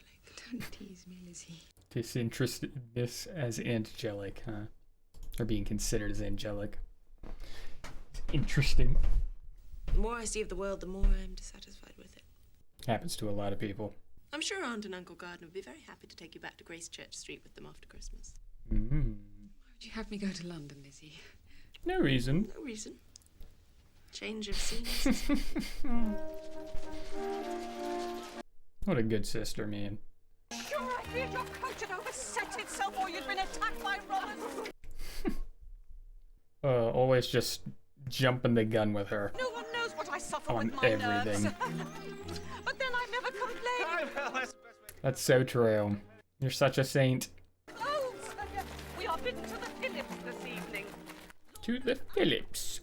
I should much rather sit at home and rest my poor nerves.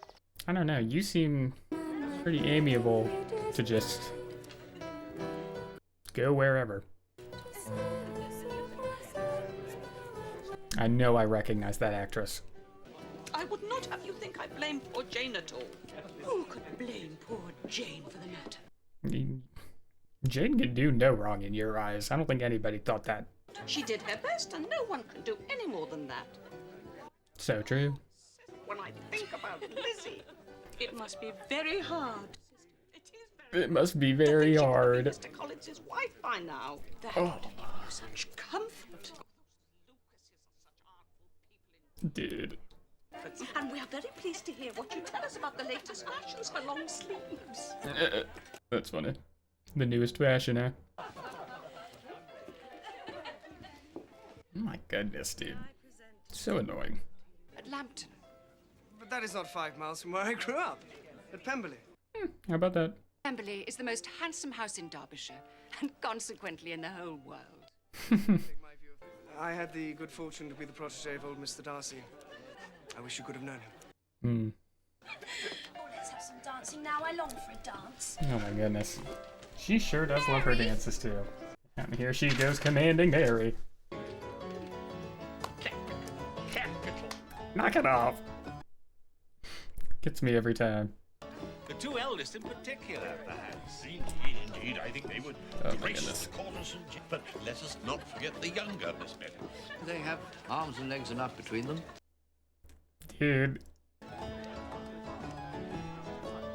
Absolutely shameless. They just take digs at the three youngest like all the time. What's up with her? She seems to be a bit of a focal point. So much dancing. You will write to me, Lizzie. I believe I'm not likely to leave Kent for some time. Getting some nerves kicking in now. Lizzie, will you promise to be one of the party? Indeed, you will be as welcome to me as either of them. Damn. I'll only come if you guarantee me a glimpse of the famous chimney piece at Rosings Park. Even if you wish to.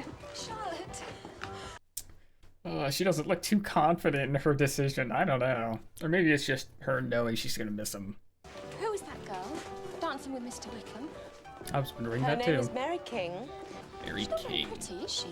What? She has just inherited a fortune of £10,000, I understand. Now that is a definite virtue. They are all just so rude. Oh my goodness. Made it to winter. Oh. For Wickham to pursue Miss King all the way to Barnet, just for her £10,000. What? Seriously? Why? Poor Wickham, how he must be suffering. I mean, it was his decision, so clearly not. And my aunt and uncle could not be kinder or more Oh attentive. yeah, Jane's out in All I London. lack here, dear Lizzie, is you to make me laugh at myself. Aw. I took the opportunity of calling on Miss Bingley in Grosvenor Street, Oh. and I thought that she was glad to see me, though a little out of spirits. Hmm. And I thought it very strange that both my letters should have gone astray. Oh, is that so? And she still does. That's crazy. She is so gullible. Too easy to trust. But they gave me every promise of calling at Gracechurch Street in a day or two. Right. I waited at home every morning for 3 weeks. Dude. I have been entirely deceived in Miss Bingley's regard for me. Yeah. She made it clear that he knows of my being in town, but is much engaged at present with Mr. Darcy and his sister. Of course he is. I must conclude then that Mr. Bingley now no longer cares for me. I don't know if that's necessarily the case. I think you're just... There's a few hurdles that you're not, aware of. Like, I genuinely would not be surprised if during her entire stay they just did not tell him that she was there. There's such low respect. It's annoying as hell. Especially Caroline. Lizzie, come quick. Danny and Carter are here. Oh, joy. I felt I could not let you go without calling to see you once. I'm very glad you did. I've missed her.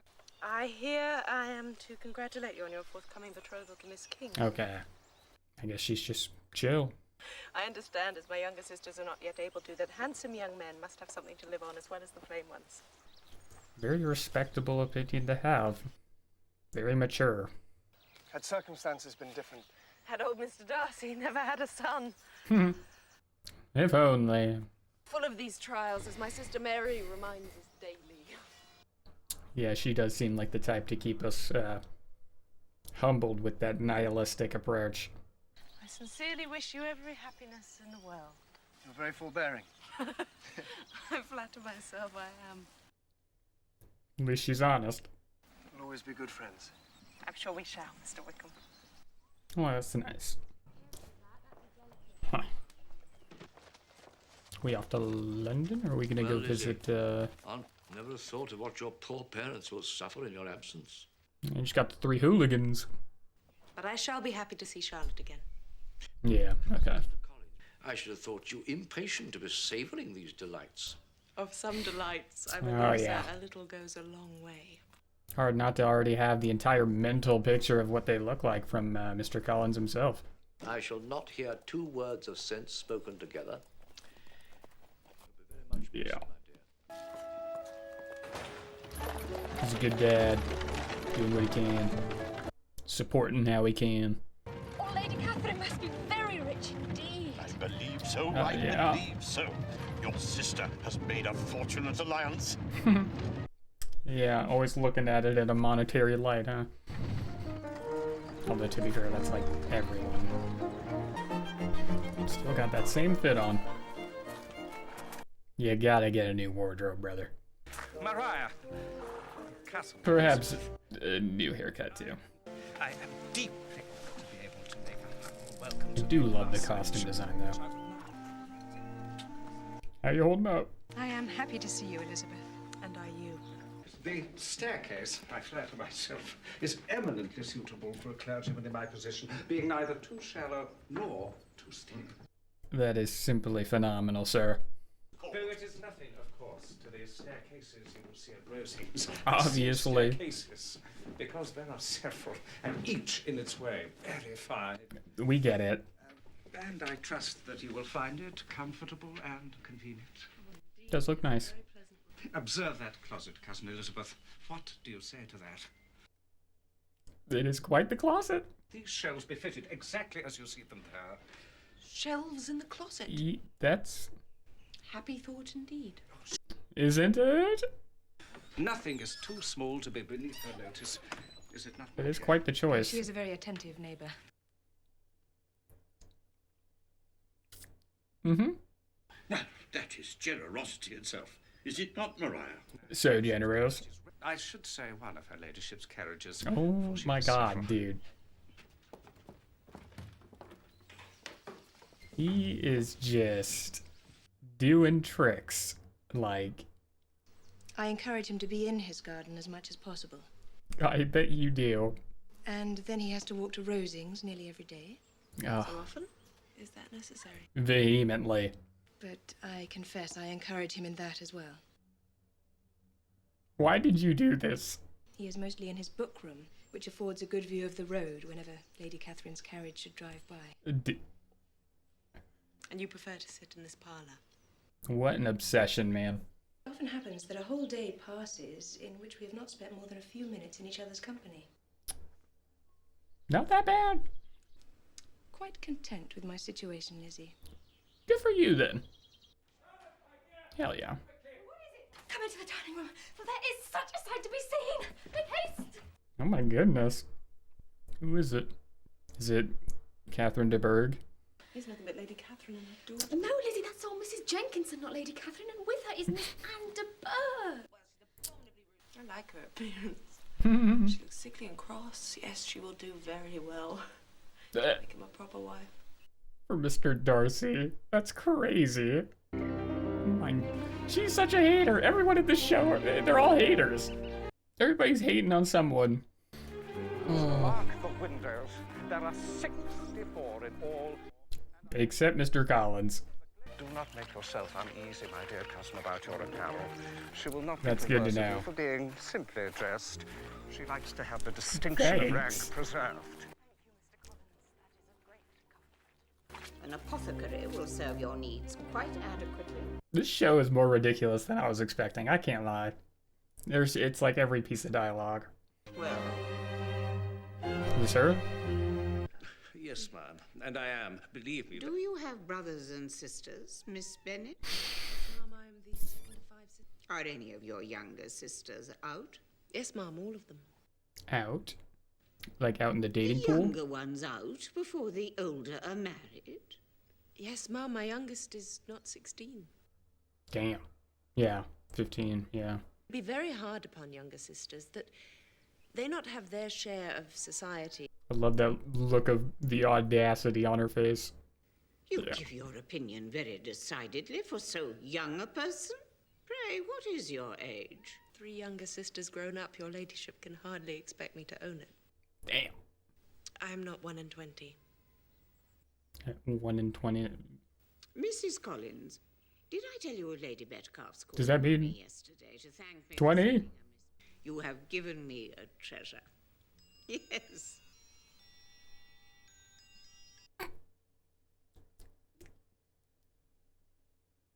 The contempt. I think I could grow almost as fond of these woods and hills as you have, Charlotte. Lizzie, Pretty landscape. we have been here 3 weeks, and already we have dined at Rosings Park 6 times. My word. Cousin Elizabeth! Mr. Darcy arrived at Rosings, and with him his cousin, Colonel Fitzwilliam. Did us the greatest honour. They're coming to call upon us at the parsonage. Okay. Mrs. Collins, even now they're hard upon my heels. Make haste, make haste! Make haste! Mr. Darcy would never have come so soon to wait upon me. You're mistaken, Charlotte, for I know he dislikes me as much as I do him. Ah. I mean, I'd probably wager not so, but...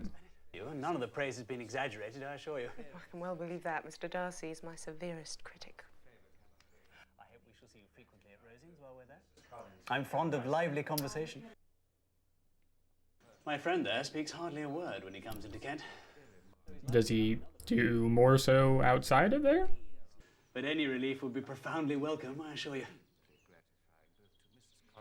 Can you tell me why Mr. Darcy keeps... Please!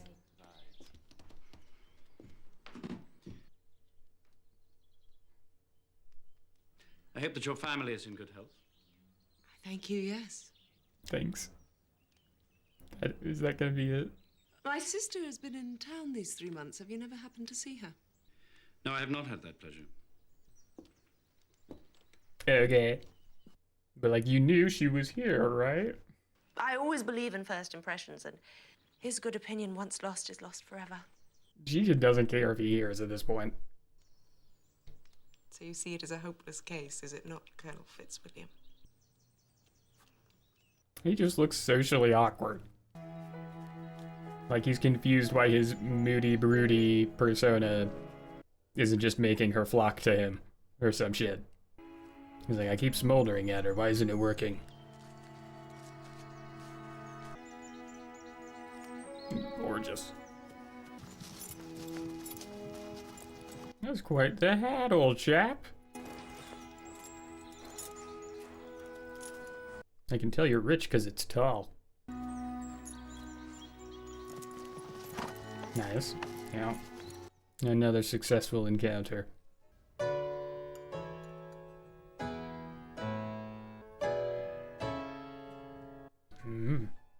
You will never play really well, Miss Bennet, unless Wow. you practice more. Well. Play on the pianoforte in Mrs. Jenkinson's room. Oh, thank you. Must be over on his side of things. And if I had ever learnt, I should be a true proficient. I imagine so. Do you mean to frighten me? But I won't be alarmed. Cook his Courage ass. always rises with every attempt to intimidate me. Yeah.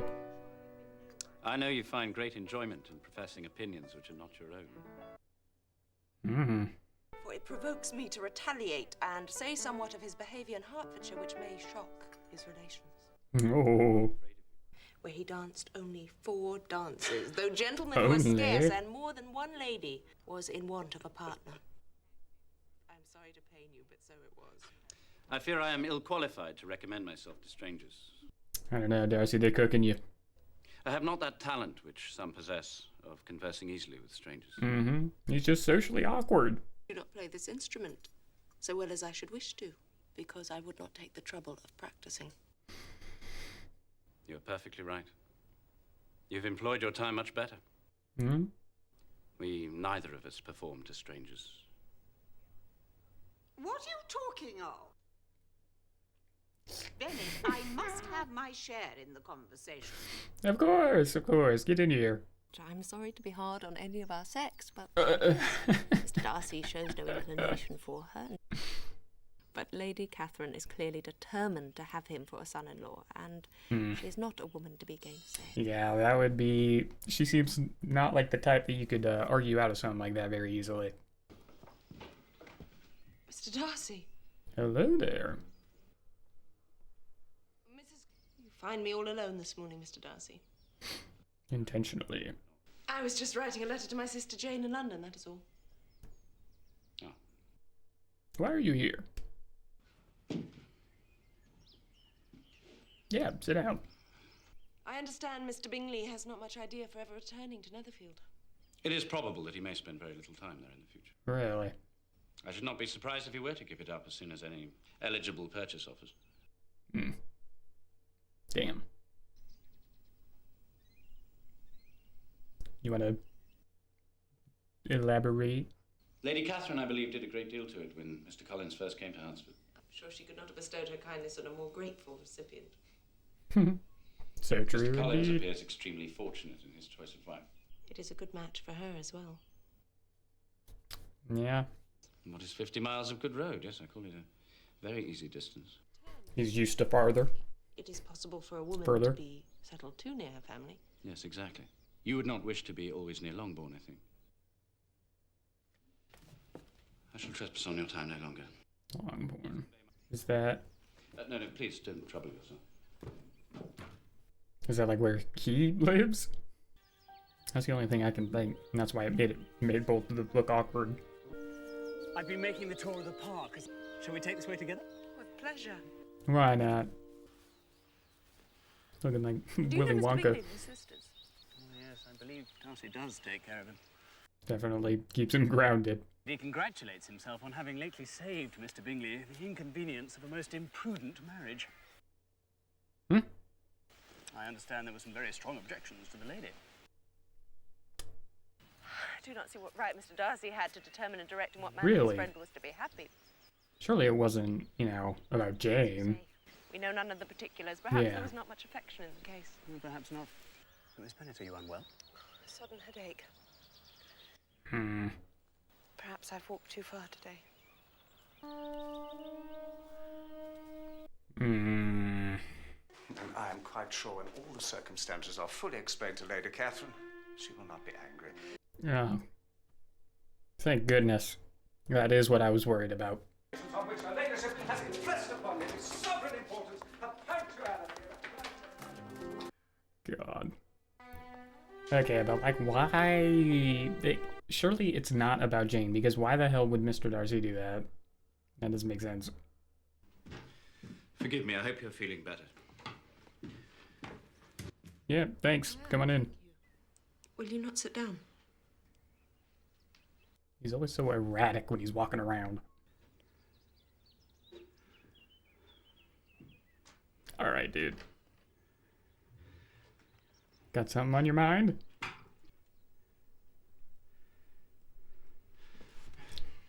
Out with it, man. In vain I have struggled. It will not do. My feelings will not be repressed. You must allow me to tell you how ardently I admire and love you. Oh. Going expressly against the wishes of my family, my friends, and I hardly need add my own better judgment.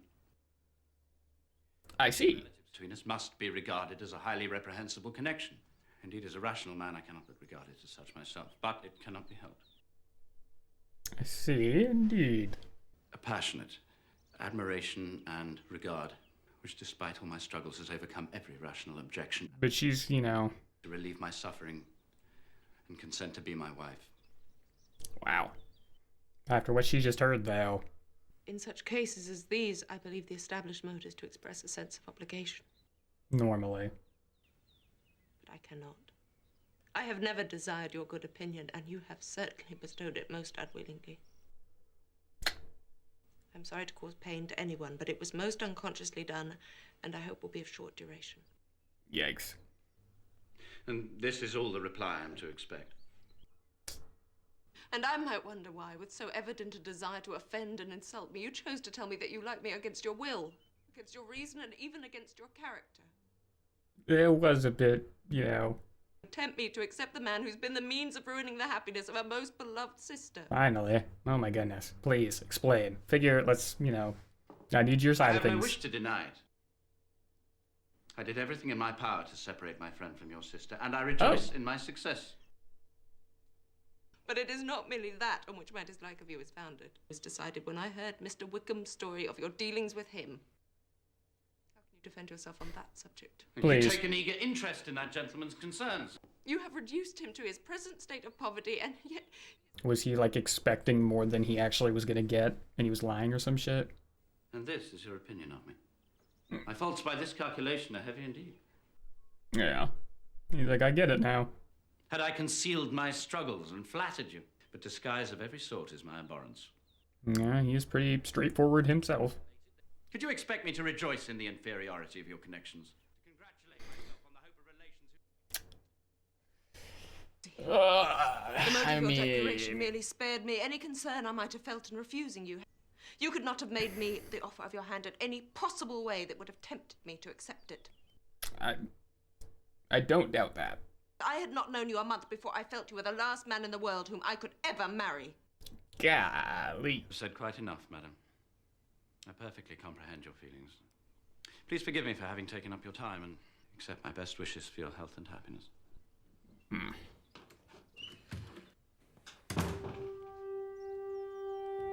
He didn't want to clear his name whatsoever, you know? I would have liked to hear a bit more about Mr. Wickham and what that was about. Alright, dude. What the hell? What an episode. So, we got... I mean, we met Miss Catherine de Bourgh. We got a lot of, just... more drama. More shit-talking. Finding out that Mr. Bingley got separated from Jane by Mr. Darcy intentionally. He confessed to her. That just happened. That... I had the inkling, more than an inkling. I kind of felt like that was the direction it was headed. Like, yeah, he was brooding, but just the way the narrative was going, there was no way that was like her descriptions of him were actually like how he felt. Like that part was pretty evident, but wasn't expecting a confession to come out here. That's for sure. Yeah, this was an interesting episode. I'm not gonna lie. I'm very curious to see how this is gonna play out now. Like, is Jane... I feel bad for Jane. She got no idea. She was out there all by herself for months, and damn, man, that's shit. That's shitty. Yeah, this was a great episode. I had a good time. I hope you all enjoy as well. If you're interested in the uncut and unedited, of course, feel free to check out the Patreon down below. But as always, feel free to leave a like, feel free to leave a comment. Let me know what you thought about this episode and what else you want me to check out. And as always, subscribe if you're new. Totally free. You can always take it back later if you change your mind. But I would love if you stuck around. Till next time, team. I will see you later. What's going on, YouTube? Wavy back. Welcome in, or welcome back, my friends, for another episode of Pride and Prejudice. So, last time, a lot of stuff happened. We were informed that Mr. Bingley and his family have left Netherfield. They initially suspected it was only going to be, like, I think they said a couple-week trip, or maybe it was a few days. I'm not entirely sure, can't fully remember. That was Mr. Bingley's assumption. But what his sister decided to send to Jane said otherwise. She believes that they are never returning, and to be honest, I don't really know. I don't know what they're going to do. But more importantly than that, we got a declaration of love from Mr. Darcy to Miss Elizabeth Bennet, which was entirely rejected, almost flat out immediately. In a very condescending and pretty belittling manner, honestly. But she sat him in his place, based off her preconceptions that, you know, she had of him to that point. And granted, you know, all of their interactions were pretty miscommunication filled, so like it was just weird. But yeah, that happened, and that's pretty much where we left off. Really interested to see what this is gonna lead to moving forward. But yeah, if you enjoyed the first 3 episodes of this 6-part mini-series, I know on YouTube I just finished uploading a 1 to 3, episodes 1 through 3, and this should be the start of video 2. So hopefully you've been enjoying.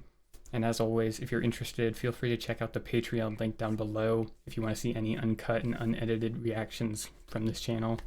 But as always, feel free to leave a like, feel free to leave a comment. Let me know what you thought about this video, what else you want me to check out on the channel. And as always, subscribe if you're new, totally free. You can always take it back later if you change your mind, but I would love if you stuck around. Without any further ado, ladies and gentlemen, let's go ahead and jump into Pride and Prejudice, Episode 4. Oh yeah, and we're back. We did also meet Lady Catherine de Bourgh. I believe that was also last episode. Jumping right back in. You were the last man in the world whom I could ever marry. My opinion of you was decided when I heard Mr. Wickham's story of your dealings with him. Well, at least in that I may defend myself. Could you expect me to rejoice in the inferiority of your connections? Yeah, I mean, he kept it real. Is that my nephew? Where have you been? Let him come in and explain himself. No. You'll forgive me. Yeah, now's not really the time. To Miss Elizabeth Bennet. Right into her now. Not supposed to double Be text, not dude. alarmed, madam, on receiving this letter. It's a renewal of those offers which were, this evening, so disgusting to you. Yeah, I don't know if it's the But best I must be idea. allowed to defend myself against the charges laid at my door. Oh, okay. In particular, those relating to Mr. Wickham, which, if true, would indeed be grievous. I'm curious. And which I can only refute by laying before you his connection with my family. Let's hear it. We played together as boys. Yeah. After his father's early death, my father supported him at school and afterwards at Cambridge, and hoped he would make the church his profession. Look after him like his own son. Oh, that's true. But by then, George Wickham's habits were as dissolute as his manners were engaging. Oh. And his attachment to Mr. Wickham was to the last so steady that he desired that a valuable family living might be his as soon as it was vacant. But requested and was granted the sum of £3,000 instead of the living. Really? He expressed an intention of studying the law. I wished, rather than believed him to be sincere. Trust was already dissolved at that point. All connection between us seemed now dissolved. How about that? Georgiana. Back off. But last summer, our paths crossed again under the most painful circumstances. My sister, Georgiana, who is more than 10 years my junior, Damn. was left to the guardianship of Colonel Fitzwilliam and myself. About a year ago, she was taken from school to Ramsgate. Did his mom pass or something? In whose character we were most unhappily deceived. Oh. She was persuaded to believe herself in love and to consent to an elopement. She was then but 15. Oh. A day or two before the intended elopement, I joined them unexpectedly. Wow. Okay, that's a twist.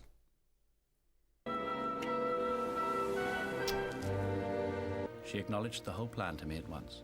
Hmm. You may imagine what I felt and how I would have beat the piss out of him. Mr. Wickham left the place immediately. Yeah. Don't worry, he's not mad at you. The secondary motive must have been to revenge himself on me. That's crazy. This, madam, is a faithful narrative of all my dealings with Mr. Wickham. I'm back on your team, buddy. You know, I always knew Wickham was slimy. What bird is that? Oh my, why did it sound like someone's dying? Oh my god. Nah, I definitely knew Wickham's story was probably BS, but just, you know, to like what level I was vehemently unaware. I honestly kind of just thought that it was going to be something like, you know, he was just putting on the good kid face in front of his dad or something. He was just, I mean, to an extent he was, but yeah, that's crazy. Going for my 15-year-old sister, who you also practically helped raise.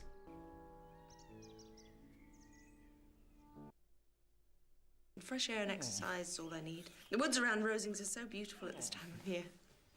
As I'm sure Mr. Collins would happily inform you. Good thing his mouth was full. Damn. Absolutely gorgeous scenery, dude. Like, huh. Where we run off to? Son of a bitch. Miss Bennet. That's so awkward. I've been walking the Grove some time in the hope of meeting you. Figures. Will you do me the honor of reading this letter?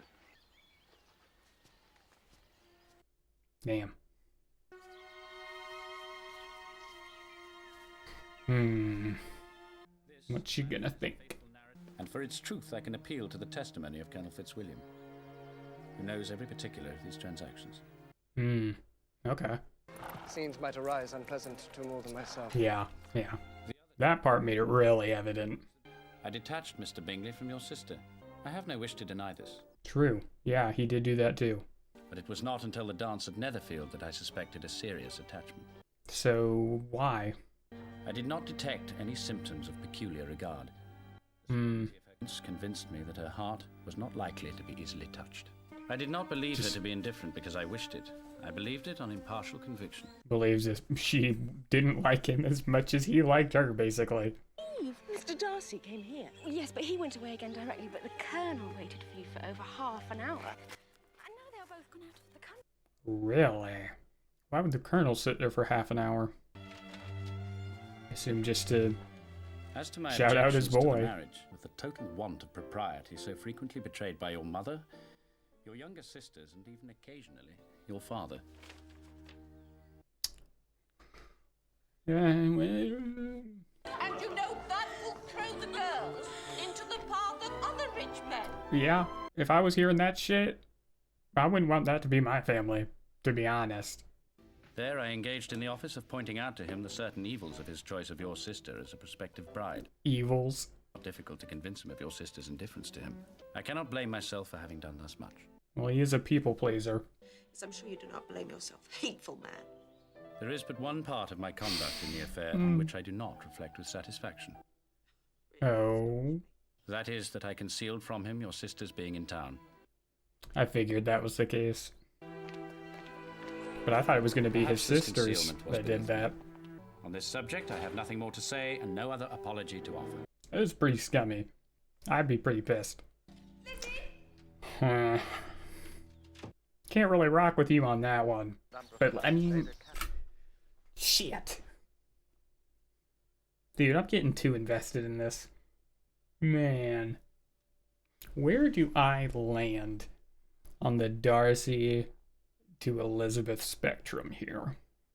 I don't know, dude. That's tough. Because on one hand, it's like... for starters, I'll say... I honestly, I can completely understand all of Darcy's objections for the most part.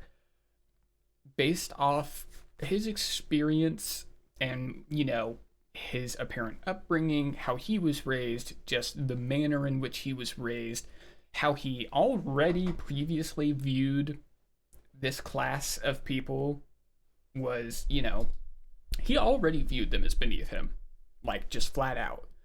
So, I'm sure for Jane to even, pass his litmus test, she would have had to have just been, infatuated. But, the fact that he was even, letting it happen to begin with, letting it go as far as it went, he was already giving a grace in his eyes, I'm sure, by letting this happen. As long as it did. I hope I'm wording this correctly. But yeah, with him already viewing them as lower, it wouldn't have taken much for his opinion to reach the point of no return. You know what I mean? And so hearing the way that her mother was talking about money, the way the girl, Elizabeth and Jane's sisters were acting, just rambunctious, everything was just so downhill in his eyes. It was all leading to just a terrible decision being made. And it's tough because it's if it's your best friend and you see that kind of thing, but they're so just love blind, they don't see any of the outside noise. You have to be that pillar to ground them, you know what I mean? But then there's, you're being so presumptuous of Jane as a human and how she shows her emotions. Not everyone wears their heart on their sleeve. Look in the mirror, man. That's where it's I feel he was jumping the gun quite a bit in that regard. So it's Elizabeth's anger is 100% warranted. I completely get why she's pissed off at this and would, rightfully be so. So it's just, damn. Sorry, I know this was a long yap, but yeah, this is just... Yeah. You have indeed been favored with peculiar condescension. Do you not agree, Miss Elizabeth? It would appear so. Indeed, I hardly know how I shall bear the loss of Lady Catherine's company. You feel it keenly. A kindred spirit. Darcy seemed to feel it most acutely. His attachment to Rosings certainly increases. Is that so? Very dull this evening, Miss Elizabeth Bennet. Are you so out of spirits? No. Not on the mind. Be sad to be deprived of Rosings. Gracious condescension. You will write to your mother and tell her to stay a little longer. She could certainly spare you for another fortnight. But my father cannot. Your ladyship is very kind, but I believe we must leave as planned on Friday. Mm-hmm. Daughters are never of much consequence to her father. And if you will stay another month complete... Oh, my word. It will be in my power to take you as far as London myself in the barouche box. Hmm. By themselves? It is highly improper. Highly. Where will you change horses? At Bromley, of course. Mention my name at the bell and they will attend you. Duly noted. She is very kind. She is, you know. Kindly bestowed solicitude. Yes, yes, but this is all extremely vexing. Yeah, she's not used to not getting her way, it would seem. But Lady Catherine was so severe last evening about the only right way to place gowns that I couldn't sleep. Okay. These are your gowns. You may arrange them in any way you wish. Lady Catherine will never know. It's a crazy concept, I know. Free will. Our intimacy at Rosings is a blessing of which few could boast. Indeed, they could not. Mm-hmm. Indeed, perhaps you may think that your friend has made a very fortunate alliance. Pretty powerful one, it would seem. But on this point, it will be as well to be silent. You are very good. From my heart, most cordially wish you equal felicity in marriage. I appreciate that. We seem to have been designed for each other. The schedule. Ew. You know, he's not a bad guy. He's just, you know. We have dined 9 times at Rosings. Oh, how much I shall have to tell. How much I shall have to conceal. Yeah. I gotta be totally honest. Who the hell is Maria to us? Is she just like a family friend? You must allow me to tell you how ardently I admire and love you. Lizzie! We're home! Is not this nice? Mm. Cold ham, How about pork and that? salads, and every good thing. And we mean to treat you all. Oh, but you must lend us the money we spent on ours. Look. I don't think it's very pretty, but I thought I might as well buy it as not. It's vile, isn't it, Lizzie? I shall put it to pieces as soon as we get home and see if I can make it up any better. Oh, okay. DIY. Oh, but shouldn't you like to go to Brighton, Lizzie? She would love it above all things when she hears the news about a certain person we all know. Yes, and watch to see if she blushes. Wickham is not to marry Mary King after all. Don't care. Perhaps we should say Mary King. Yeah. I shouldn't think he cared 3 straws about her. Who could about such a nasty, freckled little thing? Okay. I know you think as ill of her as I do. Pastor said She was just too young. Aren't you glad we came to meet you? Uncle heard what happened and said, hell no! It's the way you sit. If you didn't lollop about, there'd be room for us all and the bad boss. Lollop? You do. Lollop. Mr. Darcy proposed. I can scarce believe it. Time to gossip. Poor Mr. Darcy. I confess I cannot Poor feel so Mr. much Darcy. compassion for him. But you do blame me for speaking so warmly of Wickham. No. How could you have known about his vicious character? But I cannot believe Mr. Darcy would fabricate such a dreadful slander. He definitely doesn't seem like the type. Yeah. No, it must be true. Yeah. If it was mentioning his sister, he wouldn't lie about that. There is just enough merit between them to make one good sort of man. For my part, I'm inclined to believe it's all Mr. Darcy's. Poor Mr. Wickham. Well, There is such an expression of goodness in his countenance. fraudulently. I'm sure when you first read that letter, you could not have made so light of it as you do now. Absolutely I not. could not. And I had no Jane to comfort me. Aw. Oh, how I wanted you. Yeah. Should our general acquaintance be informed of Wickham's true character? There can be no occasion to expose him so cruelly. Mr. Darcy has not authorized me to make it public, especially as Yeah, regards not our his place. sister. Yeah. Prejudice against Mr. Darcy is so violent, and Wickham will soon be gone. I believe we should say nothing about it at present. That's understandable. I think that's a pretty good plan. Perhaps he is sorry now for what he has done. Meh. And is anxious to re-establish his character in the world. Oh, Jane, I wish I could think so Yeah, well. she is just sunshine and rainbows over there. Good God. About our going to Brighton, you know he listens to your advice. I think it's a very good thing the regiment should be removed from Meryton, and that we from the regiment. Oh, Yeah. Lizzie. Finally start talking about something else. Cause such havoc in our family. What would a whole camp full of soldiers do? Lydia might go feral. Soldiers. You're too young. I thought I should have broke my heart. Well, I'm sure I shall break mine. And I. Okay, kitty. But your father is determined to be cruel. I confess I am, Hell yeah. but I've not the smallest intention of yielding. I shall Yeah. not break my heart, Papa. We know. Charms for me. I should infinitely prefer a book. We know. I'm sure I should love to go sea bathing. A little sea bathing would set me up forever. Is that just swimming? I want to go to Brighton. Oh my goodness. What a fit. You are not happy, Jane. Pains me to see it. Well, I still do prefer Mr. Bingley to any other man I've ever met, and Lizzie, exactly. I did believe he... He did. He did. Well, I was mistaken. That is all. I was literally gonna ask. I wonder how much she told her. I shall be myself again, as if I had never set eyes on him. That's sad. I shall be myself again. I shall be perfectly content. Sounds something you can promise. Well, Lizzie, what do you think now about this sad business of Jane's?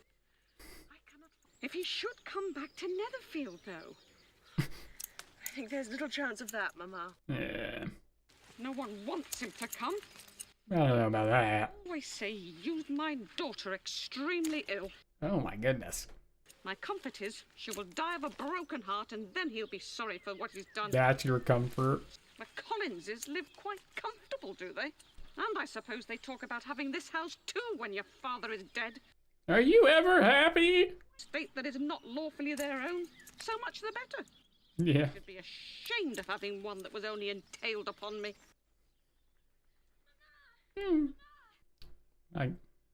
I get that Mrs. viewpoint. Forster has invited me as her particular friend to go with her to Brighton. Is it not unfair, Lizzie? Mrs. Forster should have asked me as well as Lydia. I may not be her particular friend, but I have just as much right to be asked as she has. Well, I mean, if it's not your friend. Lydia, before you crow too loud over your sister, remember Papa has not given you permission Yeah. to go, and nor is he like to. For I've nothing fit to wear, and there'll be balls and parties every night. Well, of course you shall have new things. Of course, we'll splurge. Oh, all the officers. Oh God. Look, I understand your concern, my dear, but consider. We gotta put a bell on her or something. Easy until she has exposed herself in some public place, and here is an opportunity for her to do so, at very little expense or inconvenience to her family. If you were aware, Father, of the very great disadvantage to us all from Lydia's unguarded and imprudent manner. Yeah. Already arisen? Or has she frightened away some of your lovers? Position as a family, our very respectability is called into question by Lydia's wild behaviour. Excuse me, I must speak plainly. If you do not take the trouble to check her, she will soon be beyond the reach of amendment. Her She character is a will be wild fixed child. as the most determined flirt that ever made herself and her family ridiculous. Oh. Don't you see that they will be censured and despised wherever they are known? And that they will involve their sisters in their own disgrace? I'm not gonna lie. Don't make yourself uneasy, my love. No, while ever the dramatic, I think the sentiment that she is conveying is 100% valid. For one, your unguarded 15-year-old daughter going, to a different city, town by the sea, I think it was, I don't know the distance, Brighton, to hang with a bunch of grown men in the army. And she is like the most out there, flirty, inappropriate for the time, and, stature girl. And you're just being all chill, like, yeah, she'll be fine. She'll be fine. And I mean, like, she doesn't really have manners. And Lizzie is just like, man, if you do not tell her to get her shit in order, like, you're reaching the point of no return, like I had said before, where she, no matter what you say, after a certain point, no matter what you say, she's just gonna shrug it off and be like, well, you didn't stop me before, there was no backlash before, I'm just gonna keep doing whatever the hell I want to do, like, she definitely has that personality type, so I don't think she's, like, necessarily overreacting that crazy. Wherever you and Jane are known, you must be respected and valued. Tell that to Lydia! We shall have no peace at Longbourn if Lydia does not go to Brighton. Touche. And luckily, she's too poor to be an object of prey to a fortune hunter. Now leave it now, Lizzie. I believe all will turn out well. Right. Well, ma'am, it appears that Mrs. Forster cannot do without her. Look at the pair of them, thick as thieves. But anything to keep the ladies happy. What do you say, Wickham? Well, I say amen to that, sir. She was also quite young. There's one lady I should be very loath to part from. Well, we must bear it as best we can. Colonel Fitzwilliam was there with Mr. Darcy. Are you at all acquainted with the Colonel? To some respect, yes. In former years. His manners are very different from his cousins. Yes. He seems a bit more shaken up at his name drop. In essentials, I believe he is very much as he ever was. Rather, my knowing him better improved my opinion of him. At your service, madam. Yes, go. I would not wish you back again. Bias has been decided. Bye, Papa. Bye, Mama. Oh, Lydia, my dear, we shall miss you. Dear God, please stay safe. I shall write every day of what I'm doing and make you wild with envy. Oh! I shall not envy her a jot. We know. For you, I'll send you word express. Nice. The laugh if I should fall and break my head. What a laugh indeed. Bye. Oh my God. I dare say, in a year or two, you'll have got over it tolerably well. In a year or two. If anyone should ask for me, I shall be in my library and not to be disturbed. Oh. That's hilarious. I can see Elizabeth. Who's this? I think you've all grown since we last said goodbye. I'm very prettily too. Now come into the house then. We bear you bad tidings. Not too grievous, though, I hope. We shall have to content ourselves with Derbyshire. Oh, indeed, to me, Derbyshire is the best of all counties. You're gonna be staying here for a little bit? Nothing to compare to the wild and untamed beauty of the peaks. Yeah, I'll say. Well, I was born and grew up here, so I should never disagree with that. Gardner. Where exactly? Aunt and uncle. I think it the dearest place in the world. When she was okay, yeah, she had mentioned this to Lady Catherine. It is but 5 miles from Pemberley. Not that I or enjoyed the privilege, of intimacy with that family. Is that so? Bid you good day, sir. Thank you, Baines. Good day. Thank you, Baines. My boy staying active. Conquer this. I shall. Perfectionist, eh? Type to get done what he puts his mind to. Beautiful. Wow. I shouldn't care for it myself, Lizzie. It were merely a fine house, richly furnished. But the grounds are delightful. I really want her to go. Oh, how far are we from Pemberley, my dear? Not more than 5 miles, sir. That's not too far at all. Is the family here for the summer? No, ma'am. Perhaps we might visit Pemberley after all. Yeah, since they're not there. Well, except Darcy said he had business up north. Surely that wouldn't be up there. I think we've seen woods and groves enough to satisfy even your enthusiasm for them, Lizzie. Should we reach the house itself before dark, do you think? Be patient. Wait. Wait for it. Oh. There. Wow. Now that is an estate. The mistress of Pemberley will have to put up with a good deal. From what I hear. She's not likely to be anyone we know. I don't think I've ever seen a place so happily situated. I like it very well indeed. There's love at first sight for architectural purposes. Pity then its owner should be such a proud and disagreeable man. It truly is. It's a great pity. She damn near got tears in her eyes. Perhaps the beauty of the house renders its owner a little less repulsive. Perhaps. I mean... Should we apply to the housekeeper to see inside the place? Oh, it's gonna be so awkward when he's just chilling there. That's where Mrs. Darcy used to write her letters every morning. It was her favourite room. This is the music room. Music room. And there's a fine prospect from that window down towards the lake. Damn. Of all this, I might have been mistress. Crazy thing to comprehend. Your master is from home, we understand. Yes, but we expect him here tomorrow, sir. This portrait was painted earlier this year. That was a really good painting. Oh, yes. The handsomest young lady that ever was seen. It's like more normal to say handsome than pretty. Was the son of the late Mr. Darcy's steward, Mr. Wickham. But he's turned out very wild. Very wild indeed, I'm afraid. And very like him, too. Oh, it is a handsome face, but I've never seen the original. Is it like him, Lizzie? Yeah. Young lady know the master? Yes, a little. Does she ever? Yes, very handsome.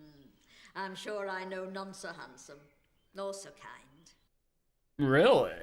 I've never had a cross word from him in my life, and I've known him since he was 4 years old. They that are good-natured when they are children are good-natured when they grow up.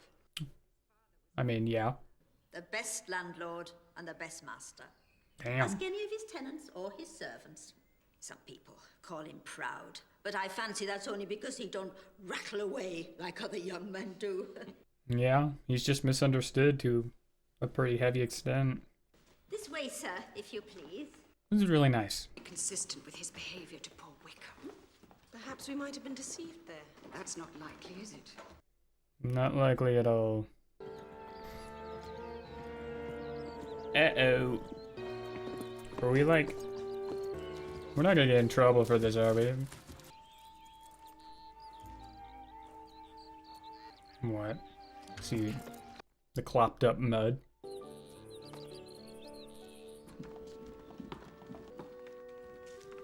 Wow.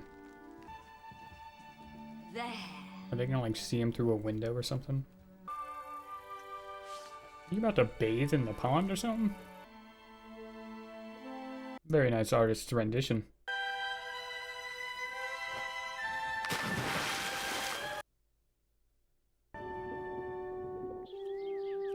Interesting.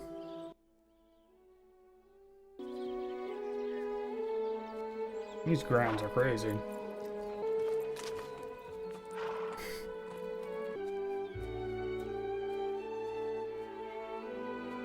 I can't even imagine what this place costs.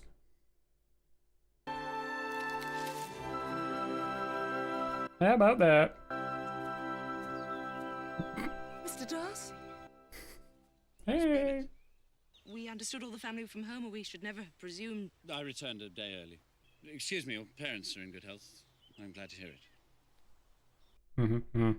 How long have you been in this part of the country? About 2 days, sir. And where are you staying? At the inn at Lambton? Oh, yes, of course. Well, I'm just arrived myself. I see that. And your parents are in good health? And all your sisters? Yes. They're all in excellent health. So. Excuse me. It's so awkward. What do you even say? Though perhaps a little less formally attired. We must leave here at once. Oh, I wish we'd never come. Oh. Think of me. What must he think of me? This is quite interesting turn of events. Please allow me to apologize for not receiving it properly just now. You were not leaving. I hope you're not displeased with Pemberley. Oh, no. No, not at all. Then you approve of it. Yeah. Much. But your good opinion is rarely bestowed and therefore more worth the earning. Thank you. A little bit more outright with it. Delighted to make your acquaintance, madam. Delighted, sir. I remember running from Pemberley to Lambton as a boy almost every day in the horse chestnut season. On the green, by the smithy. The very one. Mr. Gardner, do you care for fishing?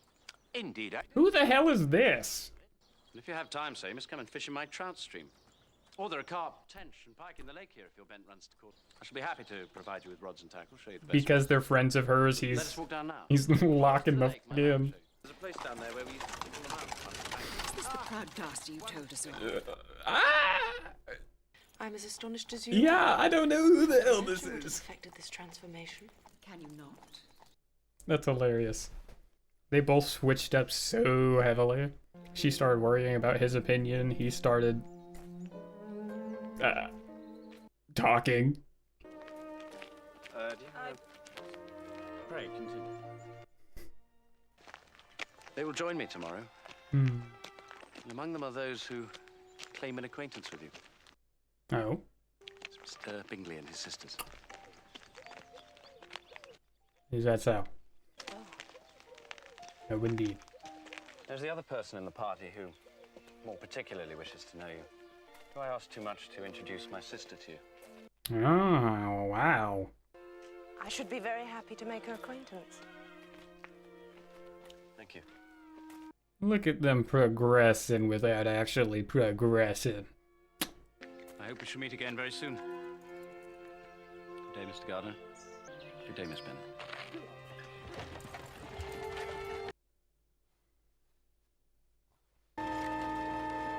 Very well handled.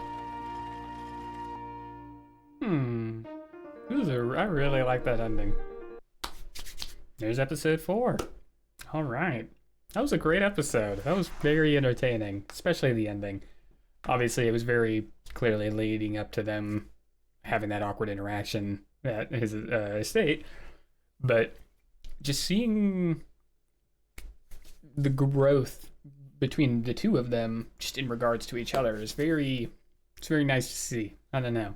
Like, if it's something regarding Miss Bennet, you can, Mr. Darcy very quickly and evidently, I mean, in this instance, just locked in and was like, oh, I gotta make a good impression. Like, these are people important to Elizabeth. I gotta, good first impression. And she started worrying about, like, his opinion, just straight up. Before, she was like, I could not care less about what he thinks of me or how I act. But, now she was like, shit, he probably thinks that I'm, like, a stalker or, like, crazy, My only note of thought is that I really hope that, and I mean, I guess it is kind of hard not to, like, take it into account.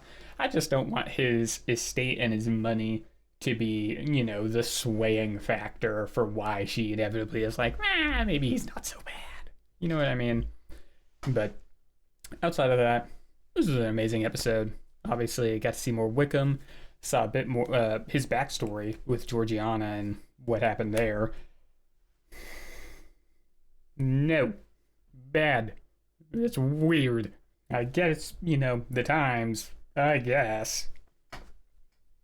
Weird.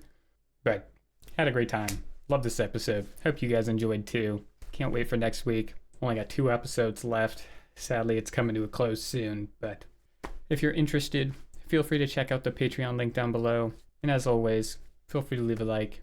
Feel free to leave a comment and let me know what you thought about this episode and what else you want me to check out on the channel. And of course, subscribe if you're new. Totally free. You can always take it back later if you change your mind. But I would love if you stuck around. Until next time, team, I will see you later. What's going on, YouTube? Wavy back. My friends, we're back. Last episode, a lot happened. You know, we had some very drastic development between Mr. Darcy and Miss Elizabeth. They both ended up sequentially being at Mr. Darcy's residence at the same time. Elizabeth just there kind of visiting. Mr. Darcy came back from his trip early, and you know, they kind of had some nice growth moments together. Miss Bennet got to see and hear about a different side of him, and then she saw him shirtless. He was supposed to be shirtless. He had a wet white shirt, and yeah, that definitely lit a spark in her to some degree. But yeah, they seemed to be starting to warm up with each other a bit more. So excited to see where that goes. Don't really have too much else to say. Pretty excited just to jump on into this one. Hope you are all as well. But as always, feel free to leave a like. Feel free to leave a comment and let me know what you thought about this video, what else you want me to check out. And as always, subscribe if you're new. Totally free. You can always take it back later if you change your mind. But I would love if you stuck around. Alright, ladies and gentlemen, without any further ado, let's go ahead and jump into Pride and Prejudice, Episode 5. I've been waiting for this. There's 2 gentlemen and a lady waiting upon you in the parlour. One of the gentlemen is Mr. Darcy. Already? Thank you. Tell them I shall come directly. A little smirk. Mr. Darcy. How do you do? I hope that you have not been waiting long. Not at all. You've probably been there like 3 hours. May I introduce my sister, Georgiana? Oh, shit. Georgiana, this is Miss Elizabeth Bennet. Matching outfits. Very pleased to meet you, Miss Darcy. Very matching. I've heard so much about you. Mr. Bingley is here with us. He insisted on accompanying us. May I summon him? Is that so? Is he going back on his desire to split him and Jane up? I should dearly love to hear you play and sing. My brother has told me he has rarely heard anything that gave him more pleasure. Wow. But I warn you, your brother has grossly exaggerated my talents. No doubt for some mischievous reason. Oh, yeah. That could not be so. My brother never Definite cruel intentions. He always tells the absolute truth. An ideal elder brother, then. I could not imagine a better or a kinder one. Aw. I have no brothers at all, only 4 sisters. I should have liked to have a sister. I only got brothers. How do you do? What's up, brother? I can see that you're well. Future brother, hopefully. And your family?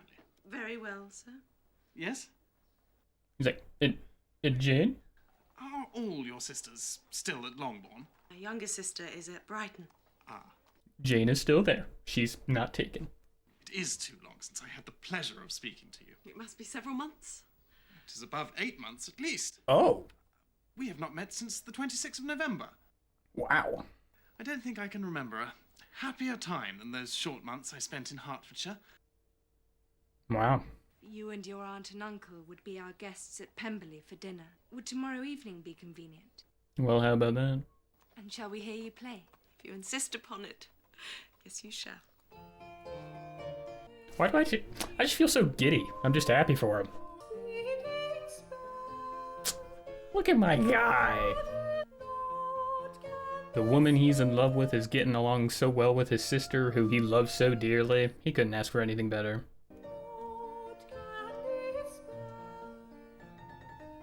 Not gonna lie, that is an angelic voice. Look at those hater faces. You must have seen how I fudged and slurred my way through the difficult passages. But you made it through. It's a beautiful instrument, though. My brother gave it to me this week. He is so good. I don't deserve it. Your brother thinks you do. And as you know, he is never wrong. Pray, Miss Eliza, are the militia still quartered at Meryton? That must be a great loss for your family. For Lydia and Kitty. That certain ladies found the society of Mr. Wickham curiously agreeable. I'm neglecting you.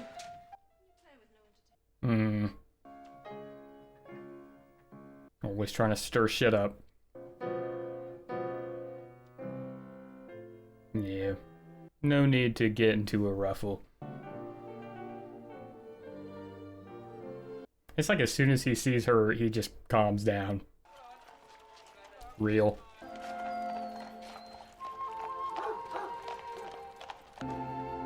Buddy is knocked out. How very ill Eliza Bennet looked this evening. What? She's grown so brown and coarse. What? We're agreeing that we should hardly know her. What do you say, Mr. Darcy? I noticed no great difference. Yeah. Yes, I suppose a little tan. Hardly surprising when one travels in the summer. It happens. Not to me, though. I never saw any beauty in her face. Her features. He's gonna snap at her. Oh, her teeth are tolerable, I suppose, but nothing out of the common way. My word.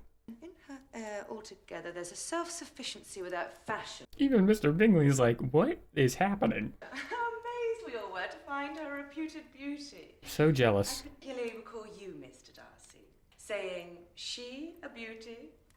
I should as soon call her mother a witch. He was fighting his own urges. It happens. I even believe you thought her rather pretty at one time. Yes, I did. It has been many months now since I have considered her one of the handsomest women of my acquaintance. I guess they probably don't actually know about the confession aspect, huh? Yeah.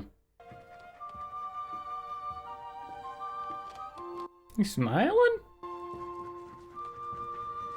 You're walking and smiling? Who is this guy?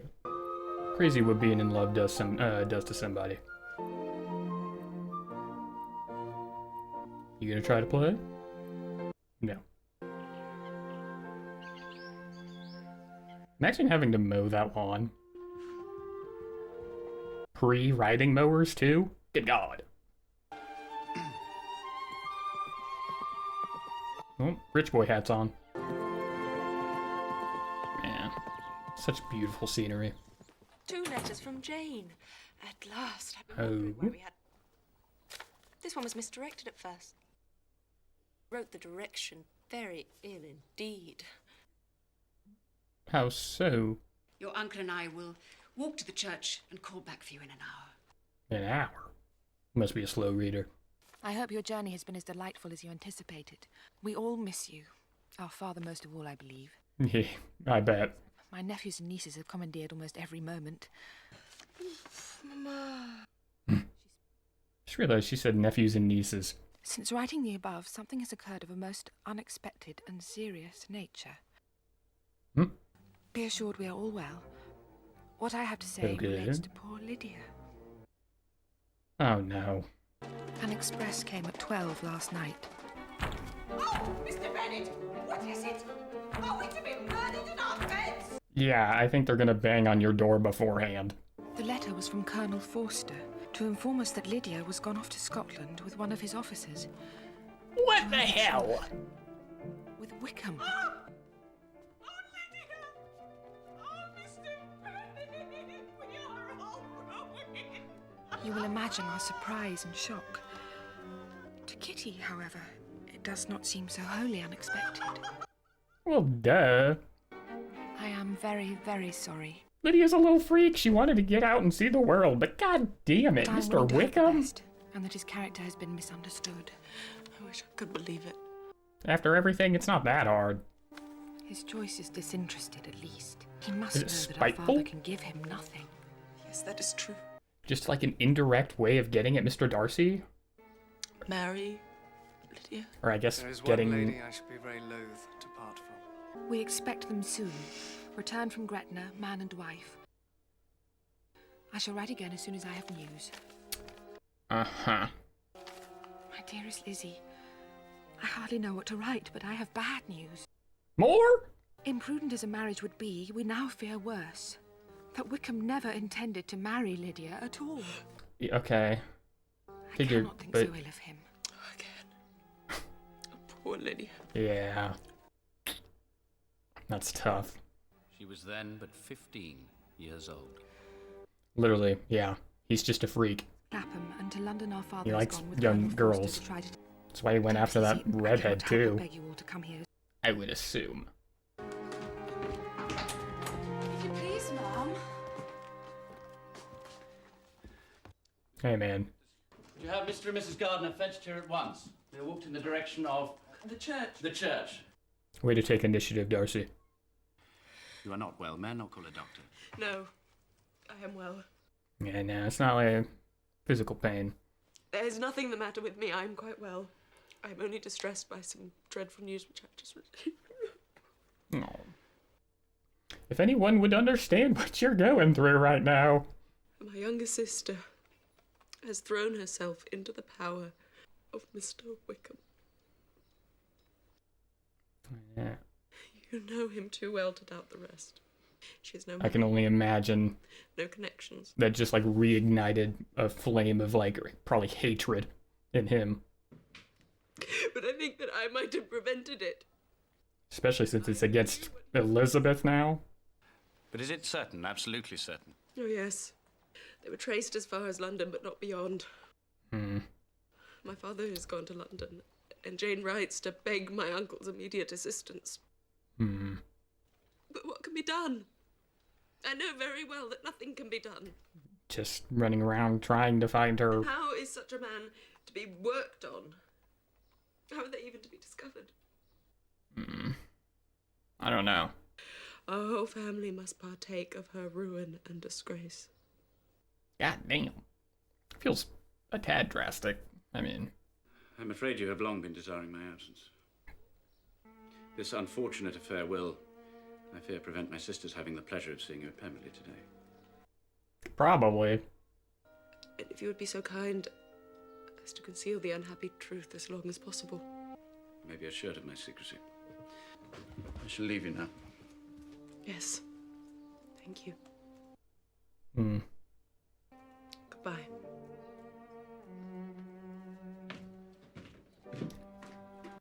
I know he's hurt, knowing that there's not more that he can do.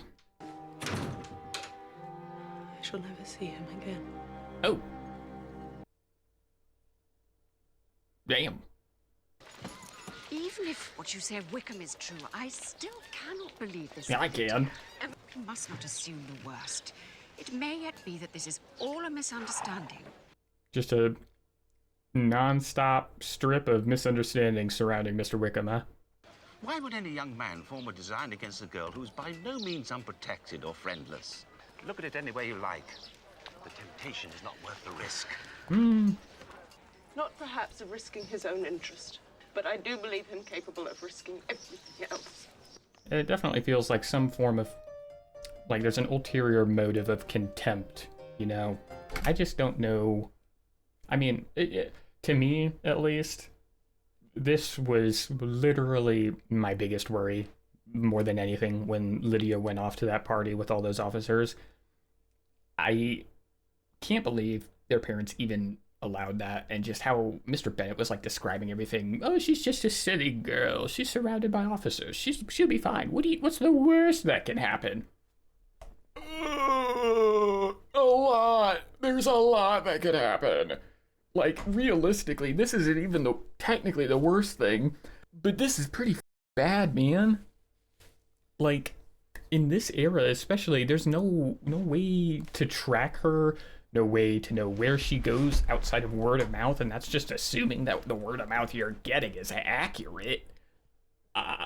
But, I mean, this was so foreseeable, it's kind of laughable. Not Mr. Wickham specifically. Obviously, his weird ass just, I'm gonna be honest, he needs to go to jail. You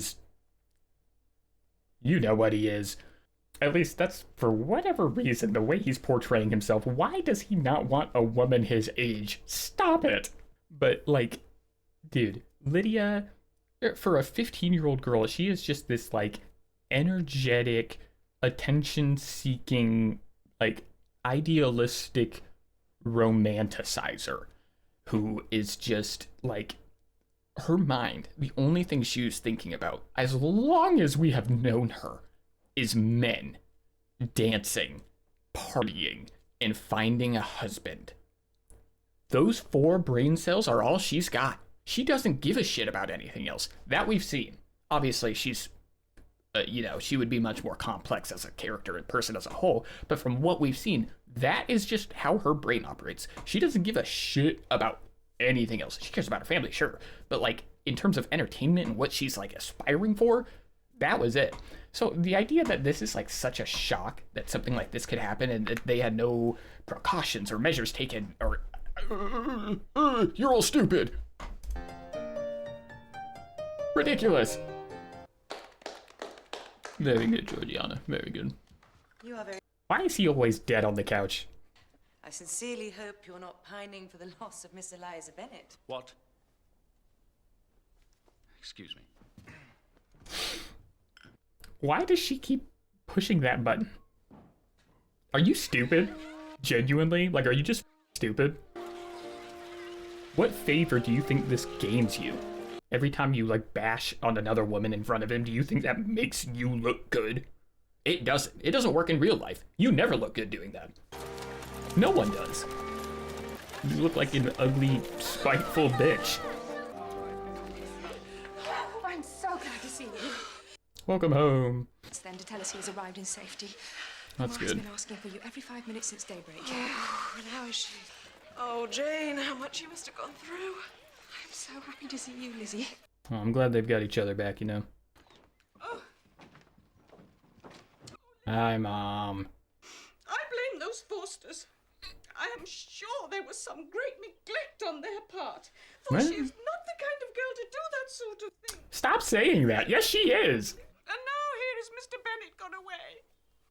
I mean, to elope is a bit much, sure. And then what is to become of us all? Those Collinses will turn us out before he is cold in his grave. You think that's what they're thinking about right now? You must find them out. And if they be not married, you must make them marry. What? Mama, I'm sure he does not mean to fight. Oh, yes, yes, he does. And Shit, I would. We'll kill him for sure unless you can prevent it, brother. Are you sure?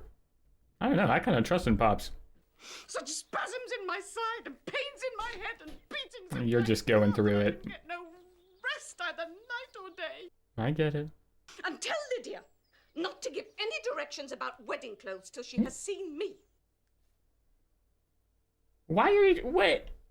Why is she acting... I mean, okay. Sorry for pausing again, but, like, is she just mad at the eloping part? Like, does she not care that she's, like, getting married to Wickham? It's just the fact that she can't be there, essentially.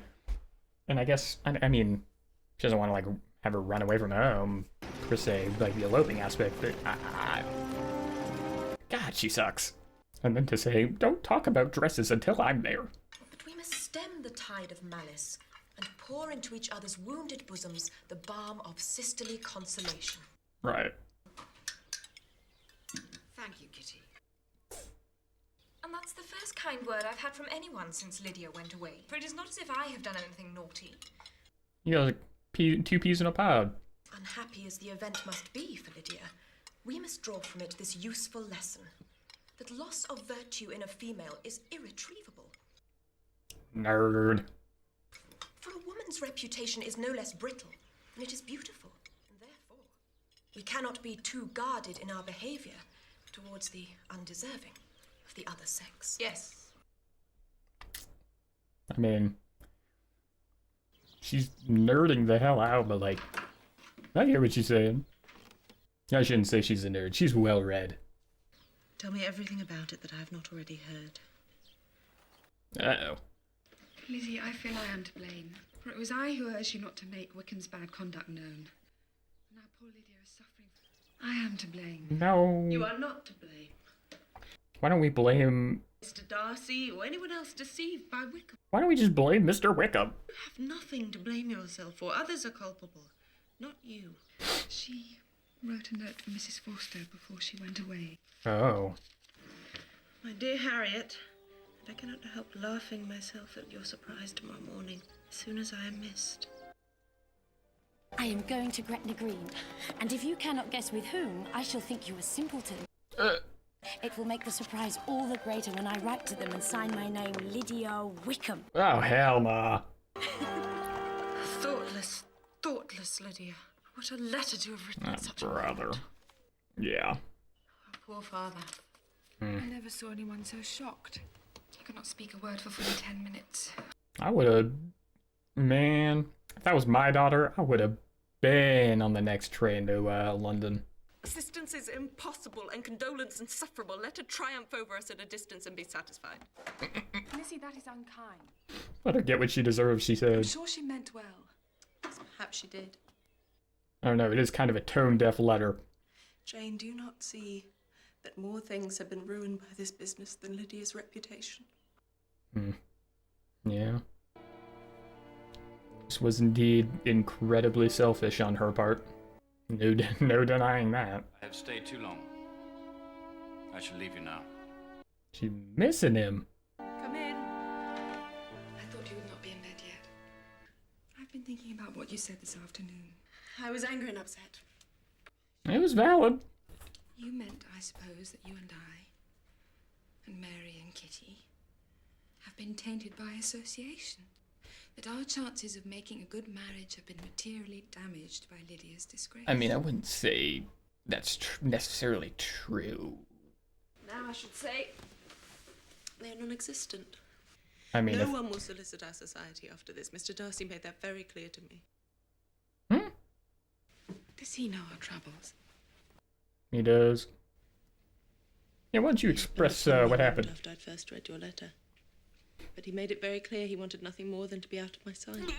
No! No! That is... He will not be renewing his addresses to me. He will make very sure his friend does not renew his to you. There's no way that's how you took that. Surely you do not desire Mr. Darcy's attentions, do you? I do! She does! She does! I never sought them. You do now! Stop it! You think he's still in love with you? Oh... He was just trying to be considerate. All I know is that now he, or any other respectable man, will want nothing to do with any of us. No. Mr. Darcy is going to bat for you literally every chance he gets. He's about to pull up himself. I wouldn't be surprised if he's the one that finds Wickham. One for the road. Lord! Mr. Collins, of course. Oh. Well, I'm not going to sit with him for anyone. I gotta get out of here. What are you doing here? I feel myself called on to condole with you all on the grievous affliction you are now suffering under. How much do you know? Said that a friend in need is a friend indeed, sir. Shut the fuck up. Mrs. Collins and myself sincerely sympathize with you in your present distress. The death of your sister would have been a blessing in comparison. And it is more to be lamented. I guess. Though I am inclined to think that her disposition must be naturally bad. Howsoever, you are grievously to be pitied. How am I supposed to take this? And I am joined by Lady Catherine de Bourgh and her daughter, to whom I have related the affair. Sit back down. Others. For who, as Lady Catherine herself condescendingly says, will connect themselves with such a family. Thank you for confirming our worries. Who indeed, sir? Yeah. In view of that consideration, you may feel that it would be unwise for you to stay any longer now. Yeah. Who would want to hang out with us? Well, perhaps you are right. I always feel that a clergyman cannot be too careful. especially one so fortunate as to enjoy the condescension and the patronage of... Condescension. Thoughtfulness does you credit, Cousin Elizabeth. Just... I am very, very sorry for you all. I bet you are. For your own good, you should stay away, though. Insufferable man. I suppose he means well. Potentially. Is he gone? Look, here's Aunt Phillips. She can tell us all the news from Meryton. Oh boy! Here's a to-do. Does your mother still keep to her bed? She is naturally. Not in bed, but she keeps to her room. Oh. Come, let me to her, Jane. For heaven knows I've no glad tidings for her. Uh-oh. I hear some new bad tale of Mr. Wickham. Oh, Mr. Wickham, that everybody praised to the skies. Mm. All the time a villain. A very All the demon time. from hell sent to ruin us. Mm-hmm. Seems like it. That he's run up debts with every reputable tradesman in the town. Oh. Tales of gaming debts. Oh, sister. Of You a gamer? drunken routs. Oh, sister, stop. You are not helping. Intrigues, seductions. See what I say? Now imagine what Lydia is up to. A foul fiend. Well, he shall be discovered and made to marry her. That's just... What a punishment. Always distrusted his appearance of goodness. So did I, and warned the girls. No, I'm pretty sure you just said if only he had $5,000 to his name. My poor, poor Lydia. She's chilling. When should we travel into Hertfordshire, my love? When I've settled my business affairs. I hope we shall be married from Longbourn. Then all my sisters will have to be my bridesmaids. Wouldn't that be something? Lord, it makes me want to burst out laughing when I think that I have done what none of my sisters has. She just wants to be that free spirit. Do what she wants. There really is no ill intent on her end. No. She's just... My uncle have not yet discovered where she is. My uncle will continue his inquiries alone. gullible. Yeah, but who will find Wickham and make him marry her if he comes away? Why do you want to make him marry her? Oh, fetch my smelling salts. Like, I understand. Don't get me wrong. I understand the concept of if, you know, he didn't marry her and after all this happened, she would be tainted and listed as this, you know, I don't want to say, this is going to sound harsh. Like, I don't want to say like she'll be seen as like some ran through girl or anything like that. But, you know, kind of like what they were saying about like the rest of the sisters, how I guess just her image is tarnished or would be tarnished if she came home unmarried and just everything of this had happened and like, you know what I mean? So like I get to an extent why she would want Wickham to be forced to marry her so that, you know, she doesn't face that shame of coming home unmarried and the whole, you know, town, state, whatever, knowing about all of it. But like at the same time, if you really think he is a villain and all of this was, you know, ulterior motive, plan, scheme, trick, he's a thug running up all these debts, he's got gambling issues, you know, he's violent, all this, why the f do you want him in your family? Oh, kill him! Just kill him! Hey, that was my daughter. I'm killing him. You're not marrying her. I'm killing you. I feel my faintness coming upon me again. Feels self-inflicted.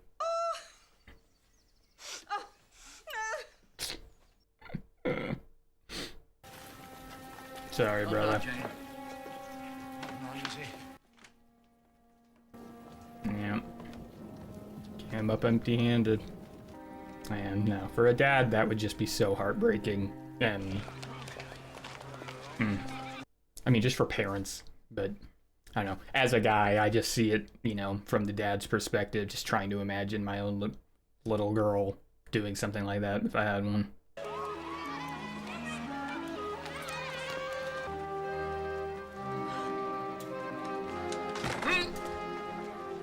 Tracked him down himself, huh?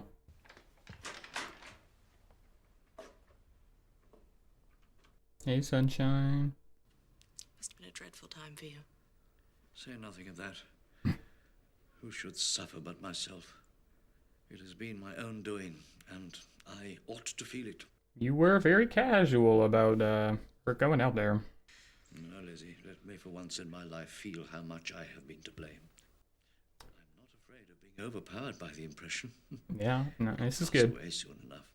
I'm glad he's taking accountability, because the way he was talking about that shit, I bear you no ill will for being justified in your advice to me in May, Yeah. which shows some greatness of mind, I think. I must take Mamma her tea. She still keeps her state above stairs, does she? Good. Then such an elegance to our misfortune. Another time I'll do the same. Give as much trouble as I can. Perhaps I may defer it till Kitty runs away. If I should go to Brighton, I would behave better than Lydia. Always a competition. No, Kitty. I have at last learned to be cautious, and you Yeah. will feel the effects of it. No Thanks, officer Lydia. ever to enter my house again. Yeah.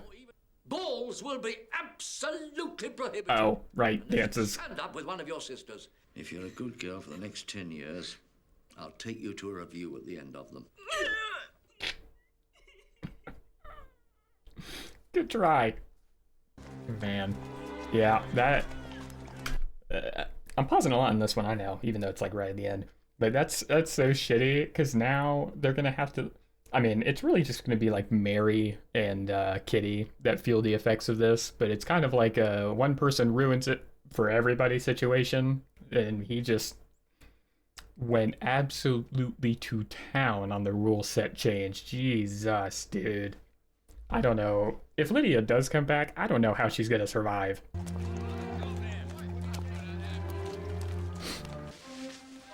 She gonna... Shall we not go out tonight? He doesn't want to be seen at all. This is definitely a plan. Lord, what in the world is he doing here? What? Who is it? You will never Tweaking. guess. Who is it? Mr. Darcy. Attaboy, Darcy. Did he write to us? Can't imagine it would have gotten here so quick. Thank you, Hill.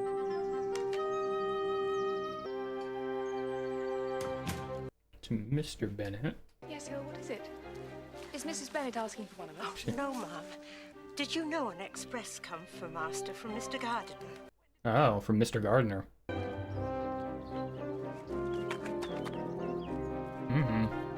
What news have you heard from my uncle? Yes, I've had a letter from him. And? What news does it bring, good or bad? What is there of good to be expected?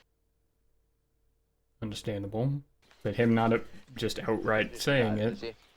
I hardly know what to make of it myself. I've seen them both. It is as I always hoped. They are married. They are not married. Nor can I find there was any intention of being so.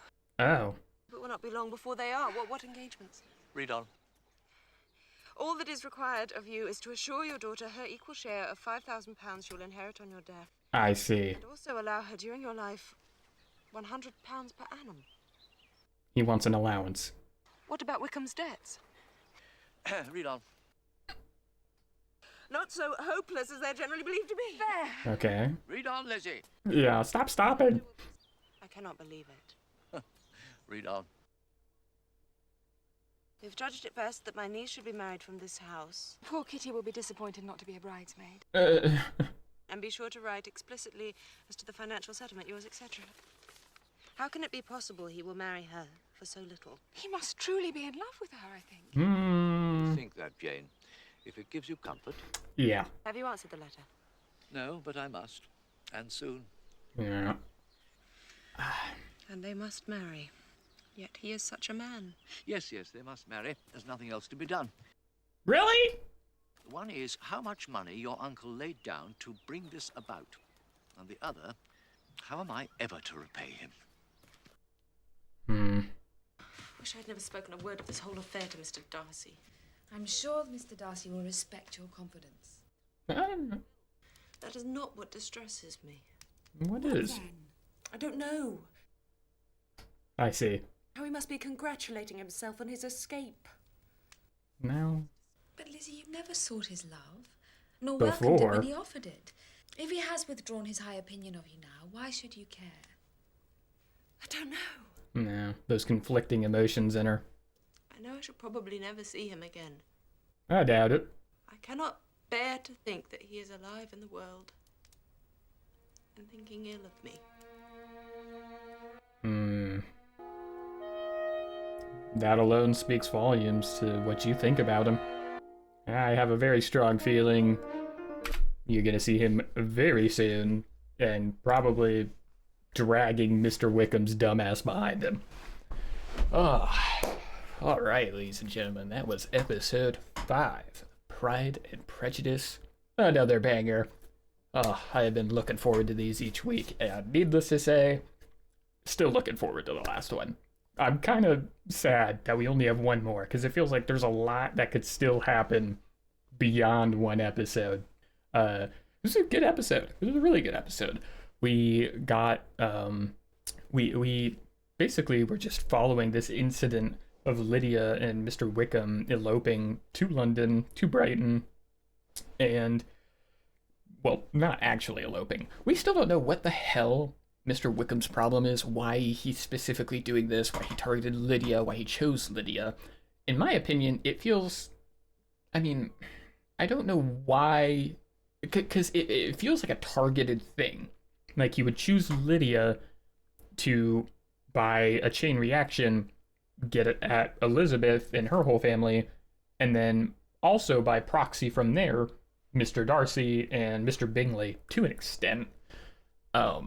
So I don't know if this is some plan or like it feels like it's a scheme, like it's a play that he's doing, trying to get money to some extent, but then he just sent that letter saying that he would marry her for a smaller amount of money, which then begs the question of what did the uncle offer to him, like Mr. Bennet said, and how's Mr. Bennet going to pay his brother-in-law back?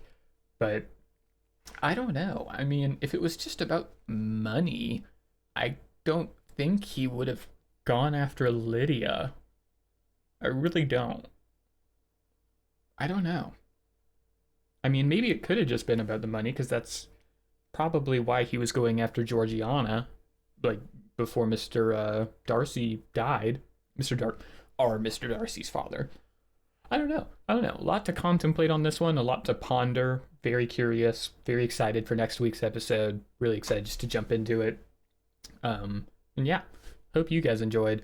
Oh yeah, also, God, please let the resolution with Elizabeth and Mr. Darcy happen early in next episode.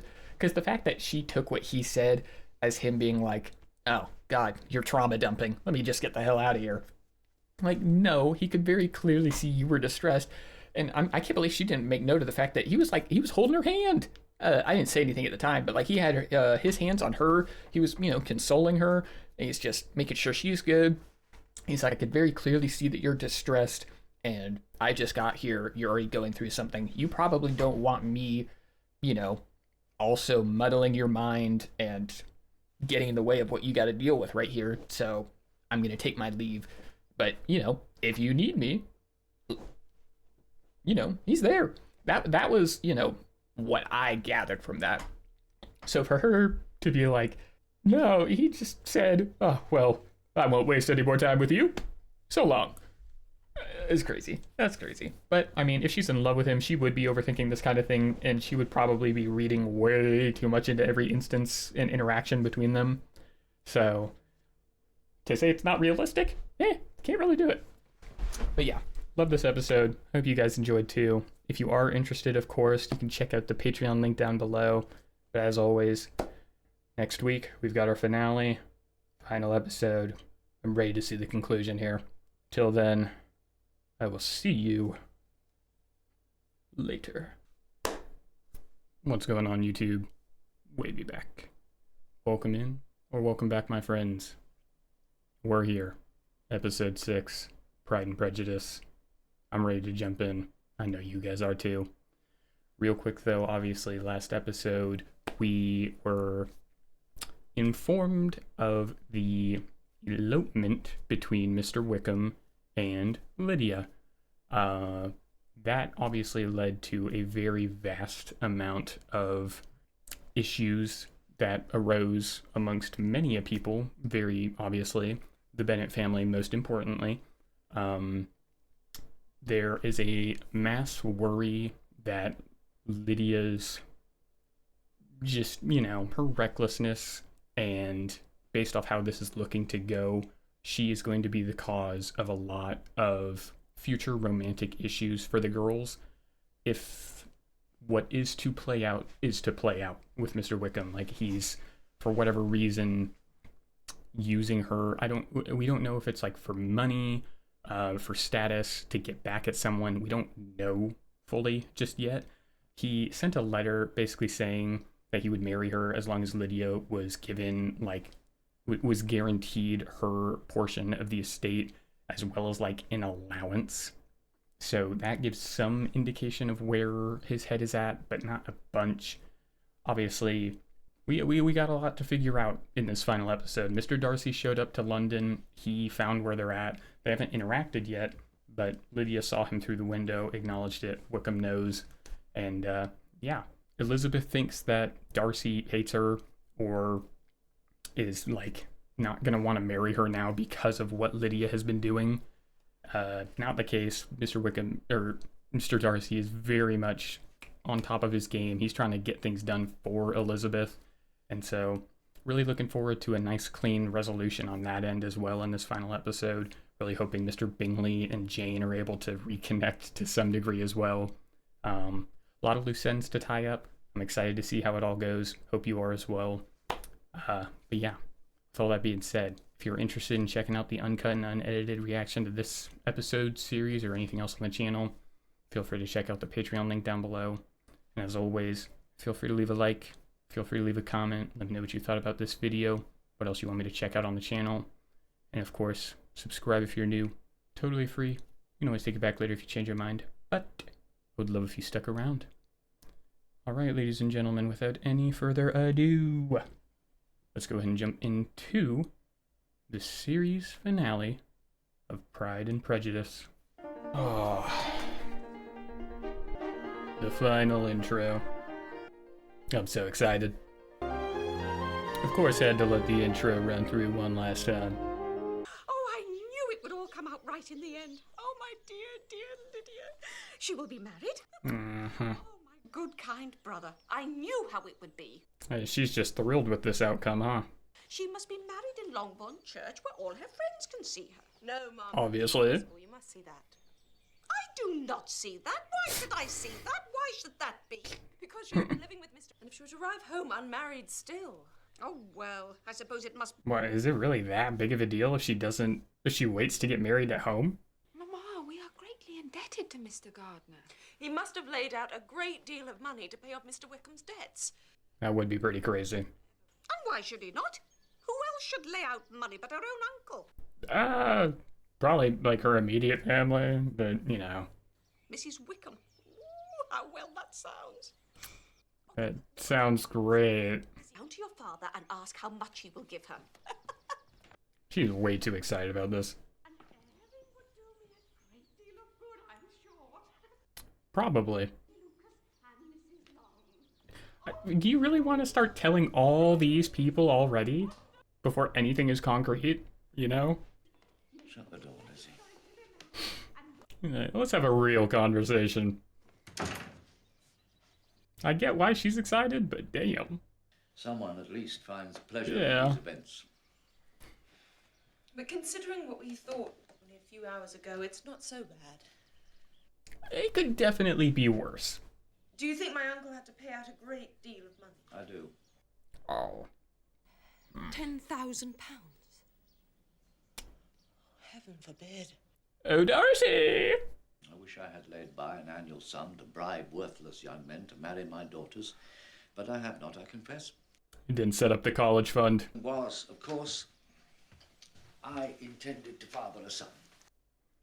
I would imagine so, yeah. No part of which would be entailed away. Definitely didn't plan for something like this. By the time your mother and I had abandoned hope of producing an heir, seemed a little late to begin saving. Should have taken better care of you all. That's very interesting. That actually reminds me of, somebody had commented on part 1 of my Pride and Prejudice upload, kind of a little bit of a think piece on Mr. Bennet, and it's something that I hadn't actually really even thought about, but especially now after what he just said, it's kind of surfacing again in my mind, where it almost feels like Mr. Bennet is the way that he is because he's just like mentally checked out. Like, as he just said, he had always initially planned to father a son. Like, he had always gone into the idea of marriage and a family, of having an heir, and so the idea of having to stack savings away, the idea of having to plan for future marriages and where the estate would go, that was stuff that had never once crossed his mind until, like he said, they inevitably gave up on the idea of fathering a son. And what the original comment had said was something along the lines of, he is just so mentally checked out that because he just has these daughters, he just kind of, rather, since he didn't get a son, he just kind of didn't really care what all happened at a certain point. Like, he wasn't necessarily the happiest with his choice of bride, which, I mean, based off all their interactions, it doesn't seem like it's, you know, the most passionate of marriages, you know what I mean? So that part I definitely can see. And just, I don't know, it's very interesting to think that it really did kind of feel like that's how Mr. Bennet is. Like, ever since he just accepted the fact that all he had was daughters, he just kind of checked out. Whenever he died, whatever was going to happen, and it, you know, was beyond him to care about what happened after he died. But now all this chaotic stuff is happening while he's still alive, and he's like, damn, maybe I really should have planned a little bit better ahead. And so now he's kind of like getting brought back into reality, just waking up. I don't know. Obviously, I don't know if that's necessarily how he actually is, but I just thought that that was a really interesting comment, and it felt like it actually did kind of tie into his character a good bit. When you take into account what I shall save on Lydia's board and pocket allowance, I'm scarcely £10 a year worse off. How about that? I'm heartily ashamed of myself, Lizzie. Yeah. But don't despair. It'll pass. As he says again. No doubt, more quickly than it should. Damn. I mean, he's pretty open and honest about it. He's like, it hurts now, but, you know, hate to admit it, probably won't hurt for long. He's a very interesting guy. Where is everyone? This is actually happening? Oh. Is Darcy there to help, like, force him to do it? Mr. Wickham is to resign from the militia and go into a northern regiment. Oh. I have written to Colonel Forster to request that he will satisfy Mr. Wickham's creditors in Brighton, for which I have pledged myself. For his creditors in Meryton, of whom I enclose a list according to his information. Oh, I hope brother. at least he has not deceived us. I long to see my dear Lydia. And dear Wickham, too, of course. Why? Poor Lydia should have been sent away from Brighton. There Well, were several of the young men there, you know, that she liked very much. not like that matters anymore. I'm sure our youngest daughter will have no difficulty in finding friends as silly as she is in Newcastle. He loves brushing everything she does off as just being silly. Or Purvis Lodge. Oh, no, dear, not Purvis Lodge. Come on. Like, Purvis? Really? Where's your head at, kitty? Come on. Mr. and Mrs. Wickham will never be welcome to Longbourn. Really? Is that Pop's royal decree? Here you all are, just the same. How awkward do you feel right now, Wickham? Lydia, missed you. But we've been far too merry to miss any of you. Damn.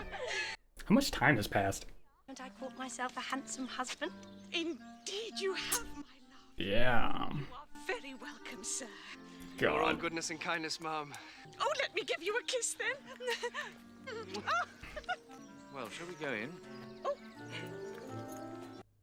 Absolutely no peer introduction between Wickham and Mr. Bennet. I take your place now. You must go lower, because I am a married woman. Is that so? Wickham. Oh, she is just loving that. How droll that sounds. Hierarchical status got lifted by the marriage, huh? So now she walks in front of the eldest. How do you like my husband, Lizzie? I believe you envy me. Was he not a favourite of yours once? Really? I could have got husbands for all my sisters. Thank you for my share of the favour, but I don't particularly like your way of getting husbands. Yeah, it's a little, family disorienting. Colonel Forster himself said he has as good a seat as any officer in the regiment. His hat's not very tall. And in the end, there was no one there but my aunt and uncle and Mr. Darcy. Mr. Darcy? Mr. Darcy was at your wedding? For someone had to come with Wickham and be groomsman. I'd much rather it had been... She probably gonna read that so bad. Oh, Lord, I forgot. I wasn't to say a word. And I promised them so faithfully. You are known for having, no kiss and tell attitude. My dear aunt, pray write and let me understand how he of all people should have been there. Yeah, she would be very confused. If you were indeed in ignorance of the part that Mr. Darcy played in bringing about the marriage, let me enlighten you at once. Oh. Mr. Darcy paid us an unexpected visit. Now, what role did he have to play here? He insisted on doing everything himself and bearing the entirety of the expense. Wow. He paid for the whole wedding. Instead of being allowed to be of use to his niece, was forced to put up with having the credit of it. Really? It was through my mistaken pride, my reserve, that Mr. So he just told his uncle, just take full credit, say that you paid for everything. The world, his character would have been exposed, and this elopement could never have taken place. Mr. Darcy, I really believe you take too much upon yourself. Hey, that's a very heavy burden, brother. I assure you that in this matter, argument is fruitless. His mind is made up. I must have it, sir. I shall not give way. You're a respectable guy. My dear sister. Yeah. I'm afraid I'm interrupting your solitary reverie. You are indeed. Yeah, let him know. You and I were always good friends. We were, were we? True. I was surprised to see Darcy in town last month. Yeah, I bet you were. Yeah, and we passed each other several times. Several? What he could be doing there? Perhaps preparing for the wedding with Mr. Berg. Yes, perhaps. Perhaps. Must have been something particular to take him there at this time of year. Undoubtedly. Whatever could it have been? Surely you have no idea, Wickham. Surely. Did you see him while you were at Lambton? Yes, he introduced us to his sister. I face a shock when she gets brought up. When I last saw her, she was not very promising. I'm glad you liked her. Did you go by the village of Kimpton? Oh, I mention it because it was the living I should have had. Oh. With And how Mr. should Darcy. you have liked making sermons? Exceedingly well. As a clergyman. That you actually declared your resolution of never taking orders and were compensated accordingly. Bringing it up. Oh, come, Mr. Wickham, we're brother and sister, you know. Yeah, we know these Let us things. not quarrel about the past. You made him uneasy as hell for the fun of it. Hell yeah, Lizzie. When shall we meet again? Lord, I don't know. Not these 2 or 3 years, perhaps. Damn! So what shall I do? I cannot believe that this is just... This is actually how this is being I resolved. refuse to go in any case. Oh, hold your tongue, girl. Who asked you? Oh, Lydia, you will write to me often. Damn. No, married women don't have much time for writing. My So sisters true. will write to me. They will have nothing better to do as I shall. No need to be a dick. Continued and unstinting kindness and hospitality. And to you, Yeah. my dear sisters-in-law. And now as dear to me as sisters ever could be. Duty and honor call me to the north. And so come, my dear. Duty and honor. You sure do have a lot of that. But as the French have it, au revoir. God, he's a cornball. He's as fine a fellow as ever I saw. Simpers and smirks and makes love to us all. Yeah. I defy even Sir William Lucas himself to produce such a son-in-law. Yeah, he is just The biggest ass kisser. And thus life goes on. And it's not funny, or not as fun for Kitty when Lydia's not around. Nobody would be silly with. Okay, you saw your daughter. I don't think you need to be bedridden anymore. I've never seen you look so at peace. How jolly. Have you heard the news? Mr. Bingley is coming back to Netherfield. Ah, that boy Bingley coming back, okay? It's your time, Jane. This looks like a moving party.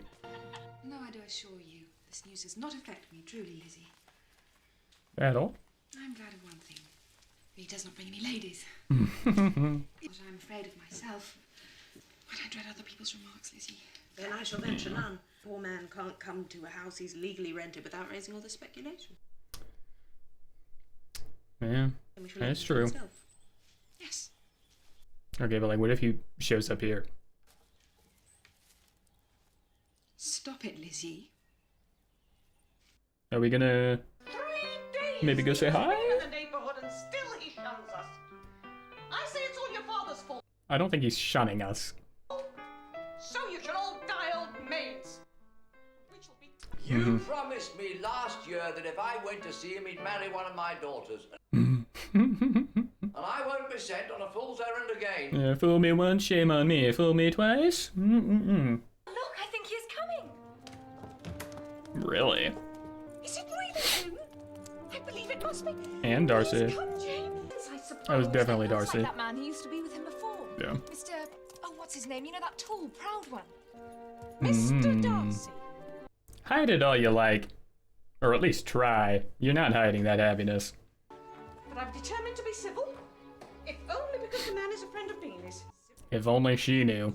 A man could go a long way without seeing a figure like yours if he would only make the most of it. My word. I get it though, you know. You guys told me everything about her. I understand. I know why Mrs. Bennet is the way she is. Mr. Bingley, How do you do? very, very welcome. How do you do, Mrs. Bennet? It is far too long since you were here, and Mr. Bennet, of course, would have paid his addresses before this, were it not... Well, here you are. And Mr. Darcy. Evidently. You are welcome too. Thank you. I feel the love. People did say you meant to quit the place entirely by Michaelmas. They did say that. Miss Lucas is married and settled, and one of my own daughters. Yeah. I expect Yeah. you've heard of it. Indeed, you must have read it in the papers. Yes. Yes, we read all about it. Is she gonna like let them talk? And now they are gone to Newcastle, and there they are to stay. I don't know how long. They're both just looking at each other like, oh my god, Mom. Well, thank heaven he has some friends, though perhaps not as many as he deserves. Okay, you gotta...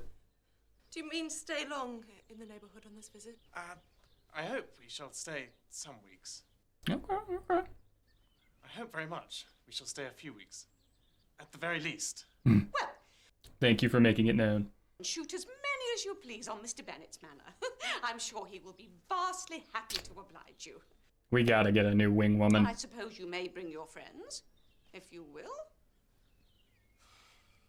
Why is Mr. Bennet not here? We need a mediator. It's like watching a political debate where one side just doesn't stop. Now that this first meeting is over, I feel perfectly at ease. I don't. And I shall never again be embarrassed by his coming.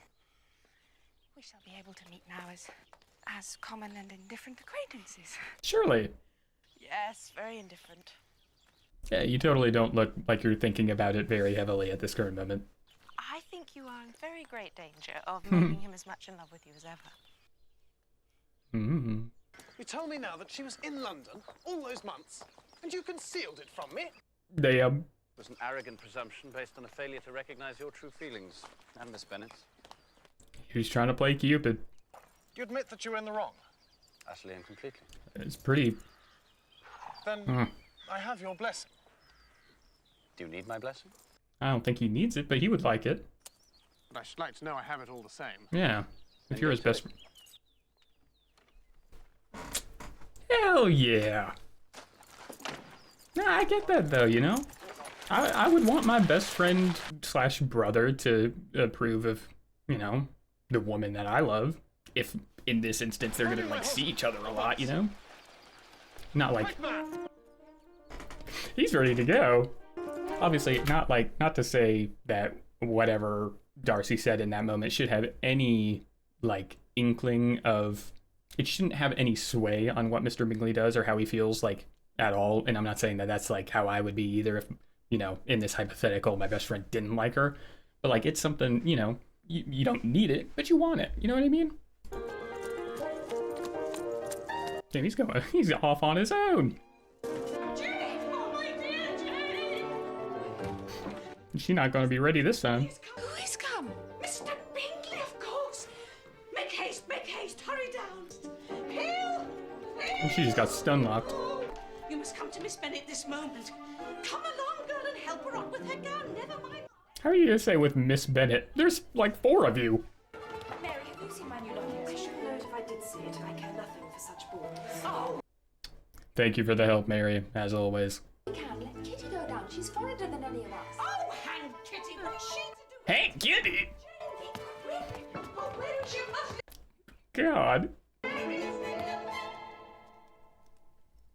You got this, buddy. So, Mr. Darcy has gone to town? Yes, Mum.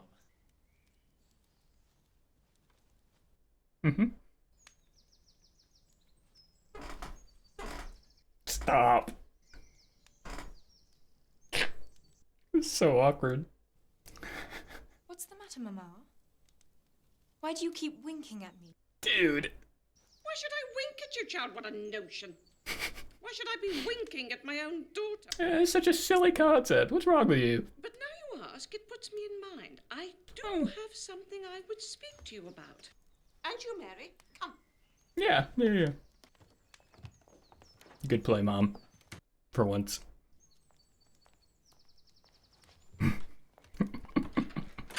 Yeah, let me just... Miss Elizabeth, you're needed upstairs. Naturally. You got this, Jane. You got this, Bingley. What an important discussion we're having. Stay where you are.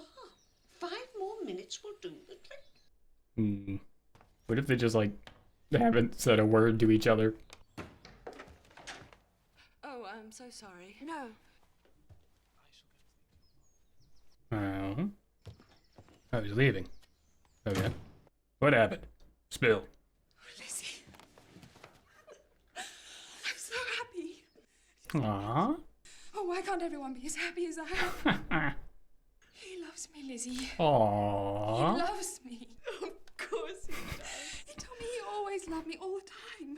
Could he believe things would end in this happy way? I could, and I do. Me too. Oh, Lizzie. Aw, I'm so happy for I her. shall be giving such pleasure to all my dear family. And that's what she's thinking about. Aw. You're next, Lizzie. It's just, unfortunately, our guy's a little more socially inept. There are few men whose society I can tolerate with equanimity. Mhm. But I believe you may turn out to be one of them. Hell yeah. Can already see the difference between Wickham and Bingley, and how Mr. Bennet treats him for sure. Although, Till tomorrow, then. he didn't elope with one of his daughters. Jane, congratulations. You will be a very happy woman. I believe I shall. Well, well. You're each of you so complying that nothing will ever be resolved on. Yeah. So easy that every servant will cheat you. And so generous that you will always exceed your income. He has 5,000 a year. So happy. Oh, Yeah, I know, this is... I was sure you could not be so beautiful for nothing. He is the handsomest man that was ever... Damn. I knew your beauty had a reason. If only I could see you as happy. Give it 15 minutes. There were only such another man for you. If only. Till I have your goodness, I can never have your happiness. There's different levels. Perhaps if I have very good luck, I may in time meet with another Mr. Collins. Let's not. Let's not pray for that pathway. We don't need to be manifesting such things. Mama, Lizzie, come and look. Norma's carriage has arrived. Miss DeBerg is here. I wonder, are we gonna get? If you await here, your ladyship. No, I will not wait. Where is she? Damn. Yes, please come in. What's up? That lady, I suppose, is your mother. Mm-hmm. You have a very small park here. Thank you for pointing that out. And this must be a most inconvenient sitting room for the evening in summer. Yes, you're above us. We know. There seemed to be a prettish kind of little wilderness on one side of your lawn. Why are you here? I should be glad to take a turn in it. What is this about? And why'd you bring your daughter? It's crazy she was talking so down on them, and this is like, their estate is still crazy. You can get no loss to understand the reason for my journey, Miss Bennet. Indeed, you are mistaken, madam. I am quite unable to account Yeah. for the honor of seeing you here. Is it because of Darcy and her daughter? A report of an alarming nature reached me 2 days ago. I was told not only that Oh, about Wickham. but that you, Miss Elizabeth Bennet, would be soon afterwards united to my own nephew, Mr. Darcy. What? I instantly resolved on setting off for this place to make my sentiments known to you. At once to insist upon having such a report universally contradicted. Mm-hmm. This is not to be borne, Miss Bennet. I insist on being satisfied. Well, that's not how the life works. Your ladyship has declared it to be impossible. It ought to be so. But your arts and allurements may have made him forget what he owes to himself and all the family. You're too good of a girl. You be. How dare you be a good woman? Do you know who I am? Unfortunately, we have been made very well aware. I am almost the nearest relation he has, and I am entitled to know all his nearest concerns. That's not. Entitled to know mine, nor will such Yeah. behavior as this induce me to be explicit. Let me be rightly understood. You're pretty clear. Mr. Darcy is engaged to my daughter. Now, what? In your head. Is that if he is so, you can have no reason to suppose he'll make an offer to me. I ain't gonna let you frying the shit out of you. From their infancy, they have been intended for each other. It was the Because you said favourite so? wish of his mother as well as hers. Is this to be endured? It shall not be. Your alliance would be a disgrace. Your attitude is a disgrace. Oh my word. These would be heavy misfortunes indeed. Obstinate, headstrong girl, I'm ashamed of you. Look in a mirror. That will make your ladyship's situation at present more pitiable, but it will have no effect on me. I will I not love how be just interrupted. resolute she is. Sensible of your own good, you would not wish to quit the sphere in which you've been brought up. You need to get humbled so bad. He is a gentleman, I am a gentleman's daughter. So far, we are equal. Who are your uncles and aunts? Do not... Are they her? Am I my uncle? Am I my aunt? May be. If your nephew does not object to them, they can be nothing to you. Yeah. And for all, are you engaged? None of your business. I am not. Yeah, you did all this bullshit. Will you promise me never to enter No. into such an engagement? I will make no promise. Yeah. I have another objection. You've probably got 1,000. Does infamous elopement. I know it all. Congrats. Be my nephew's sister-in-law. Are the shades of... My nephew's sister-in-law, as if that is anything. You have insulted me by every possible method. I must beg to return to the house. Mm-hmm. You have no regard, then, for the honor. It's his decision. Do you have no regard for his feelings, for his honor? How do you think this makes him look with you doing this? You look pathetic. You are pathetic. This is just sad. To ruin him. I am only resolved to act in a manner which will constitute my own happiness without reference to you or to any person. Mm-hmm. As it should be. This is your final resolve. It's been the only resolve. Very well, I shall know how to act. As if it was ever going to be any sort of way. Good lord. I take no leave of you, Miss Bennet. Please don't come back. No compliments to your mother. You deserve no such attention. Your 64 windows suck. Drive on. Wah, wah, wah, wah, wah. I want my way. I want my way. You can't do that. You can't do that. Wah, wah, wah. Entitlement is the bane of existence. You are owed nothing. What you hiding? I received a letter this morning, which has astonished me exceedingly. Seems kind of excited. But I shan't sport with your intelligence by reading his remarks on that. Thank you. Your daughter Elizabeth, it is presumed, will not long bear the name of Bennet after her eldest sister has resigned it, and the chosen partner of her fate may be reasonably looked up to as one of the most illustrious personages in the land. Can you guess who he means, Lizzie? No, come back. His aunt, Lady Catherine de Bourgh, does not look on the match with a friendly eye. What is going on?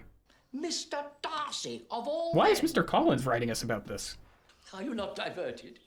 Mr. Darcy, who probably never looked at you in his life before. This is admirable.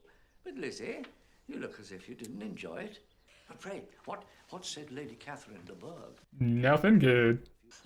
Well, what do we live for? But to make sport for our neighbours and laugh at them in our turn. True. She's fighting back right now. I'm so sorry, Elizabeth. You did not deserve any of that. She has had it so rough. Mr. Bingley and Mr. Darcy, ma'am. This is a fine day. Should we perhaps all walk toward Meryton? Let's chat. Lizzie, do you mind if I just run down the lane here to call on Mariah Lucas? Private time. I can go no longer without thanking you for your kindness to my poor sister. Yeah, I didn't think she would be able to hold back till she knows about it. You must not blame my aunt for telling me. Lydia betrayed it first. Yeah. Please let me say this. Please allow me to thank you. He's gonna be like, if you want to thank me, marry me. If you will thank me, let it be for yourself alone. Your family owes me nothing. Much as I respect them, I believe I thought only of you. Aww. You are too generous to trifle with me. If your feelings are what they were last April, tell me so at once.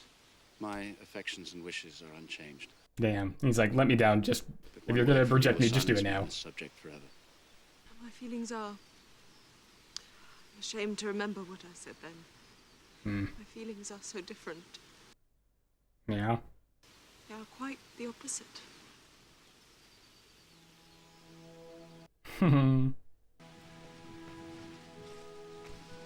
He doesn't know what to say.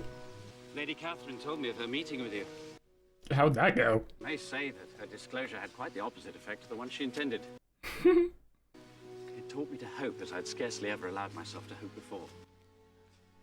I knew that had you absolutely decided against me, you would have acknowledged it openly. You know enough of my frankness to believe me capable of that. Yeah. Abusing you so abominably to your face, I could have no scruple in abusing you to all your relations. No, it probably would have been a lot easier to do it to Catherine de Bourgh, too. Had you behaved in a more gentlemanlike manner, you know not how those words have tortured me. Sorry, Betty. I can easily believe it. You thought me devoid of every proper feeling, I'm sure. Yeah. Thought she was talking to a robot, damn near. Do not repeat what I said then. She's so embarrassed. As a child, I was given good principles, but was left to follow them in pride and conceit. Yeah, that's how you were raised. Such I might still have been, but for you. Dearest, loveliest Elizabeth.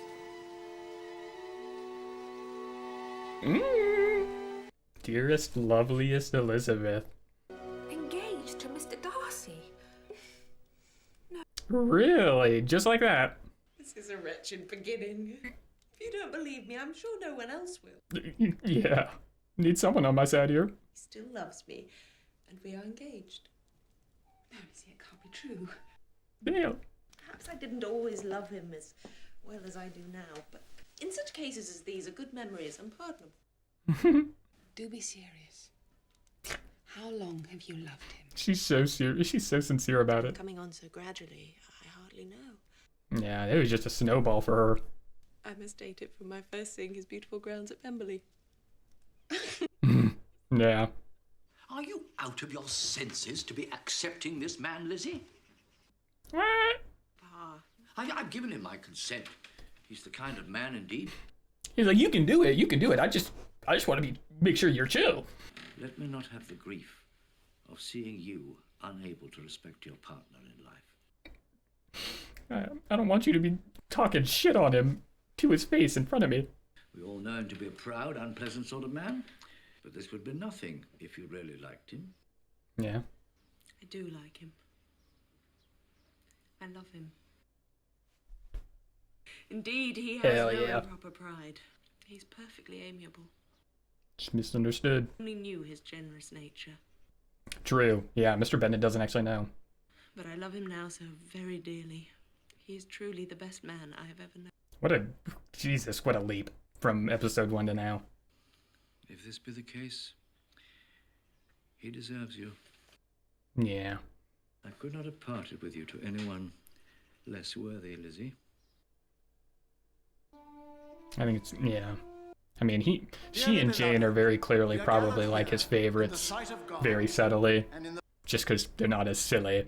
To join together this man Oh. and this man and Double this winning! woman, Incredible! which is an honorable estate instituted by God in the Look at him. union that is between Christ and his church, God knows she's so mad. to satisfy man's carnal lusts and Smile a bit. appetites, duly considering the causes for which matrimony was ordained. Why is she looking at him like that? Secondly, Sorry, Anne. and to avoid fornication. Thirdly, Mr. Wickham's not looking too happy with his situation. these persons present come now to be joined. Wow.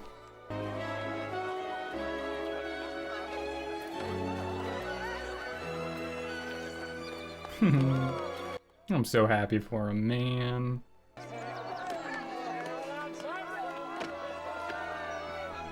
What a big smile out of Mr. Darcy. Never could have imagined seeing him full teeth smile. 3 daughters married. Oh, Mr. Bennett, Yeah. God has been very good to us. This is a very blessed family. Now, Kith. Woo! Atta boy, atta girl!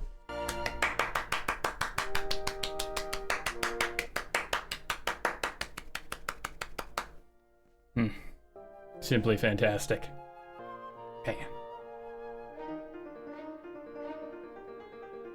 Man. All right. Ladies and gentlemen, with that, we have officially finished Pride and Prejudice. The 1995 miniseries, of course. We still have the 2005 movie to get to for comparison's sake, but whew, we're here. We're done. We finished.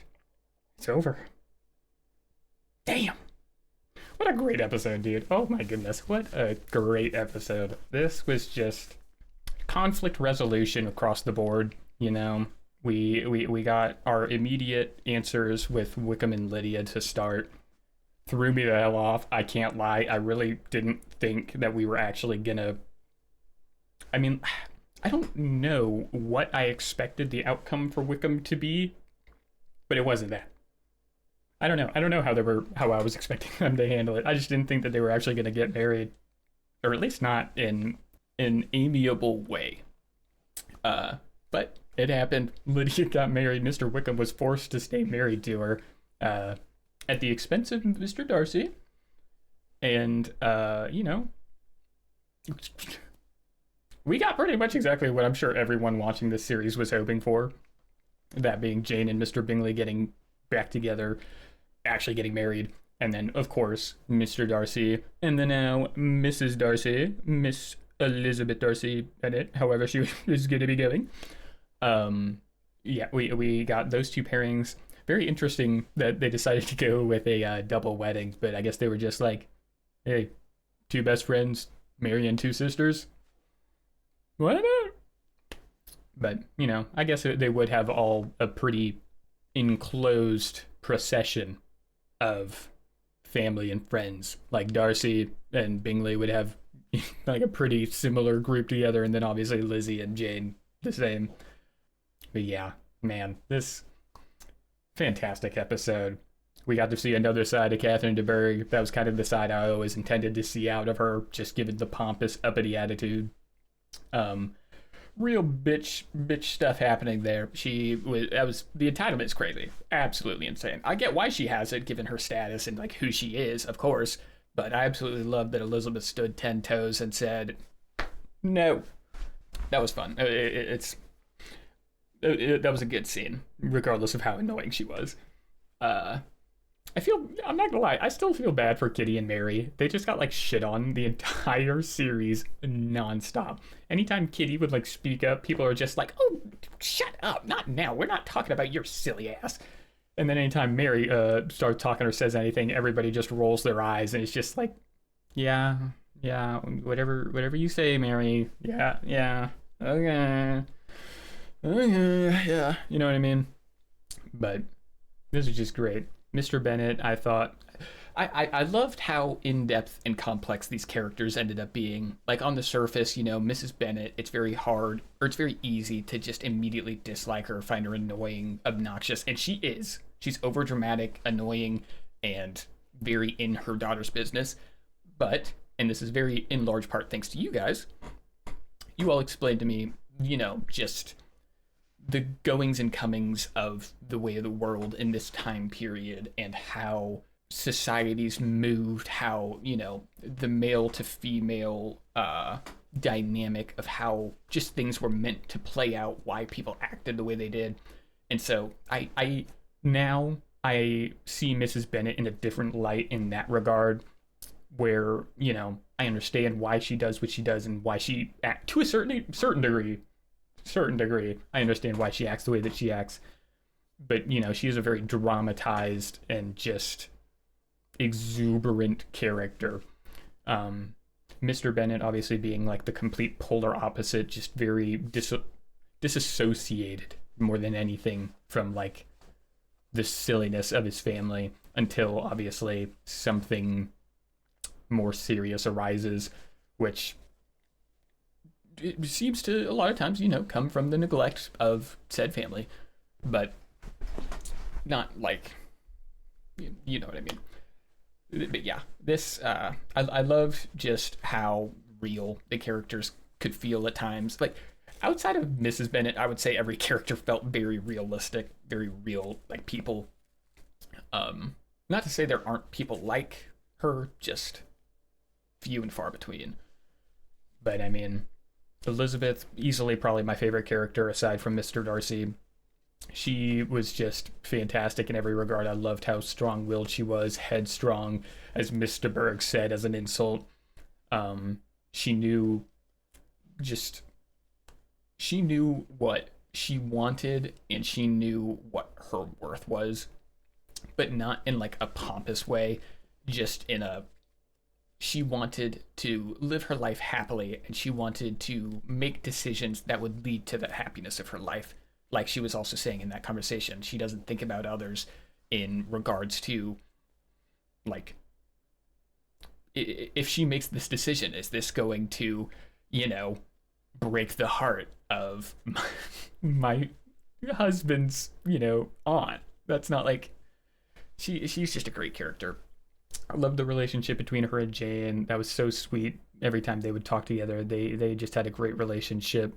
Jane's a fantastic character and a very good, just like character to bounce off of with Elizabeth, just in terms of her good nature and gullibleness, bouncing off of Elizabeth's sternness and like realism. So this was just great.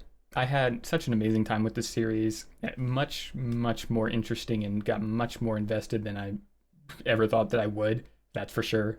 I'm so glad that I got to share this experience alongside all of you, and I genuinely hope that you all enjoyed watching along with me. I can't wait to see what else you guys want me to check out. I know that there's like another Bennett sister series or something regarding to this, like a sequel series that's new. We'll obviously be checking out the 2005 movie version as well, see the differences just to compare. But yeah, once again, thank you guys so much as always. If you're interested in checking out the uncut and unedited reaction to this episode or anything else on this channel, feel free to check out the Patreon link down below. But as always, feel free to leave a like, feel free to leave a comment. Let me know what you thought about this video and what else you want me to check out on the channel. And as always, subscribe if you're new. Totally free. You can always take it back later if you change your mind. But I would love if you stuck around. Until next time, team, thanks as always, and I will see you later.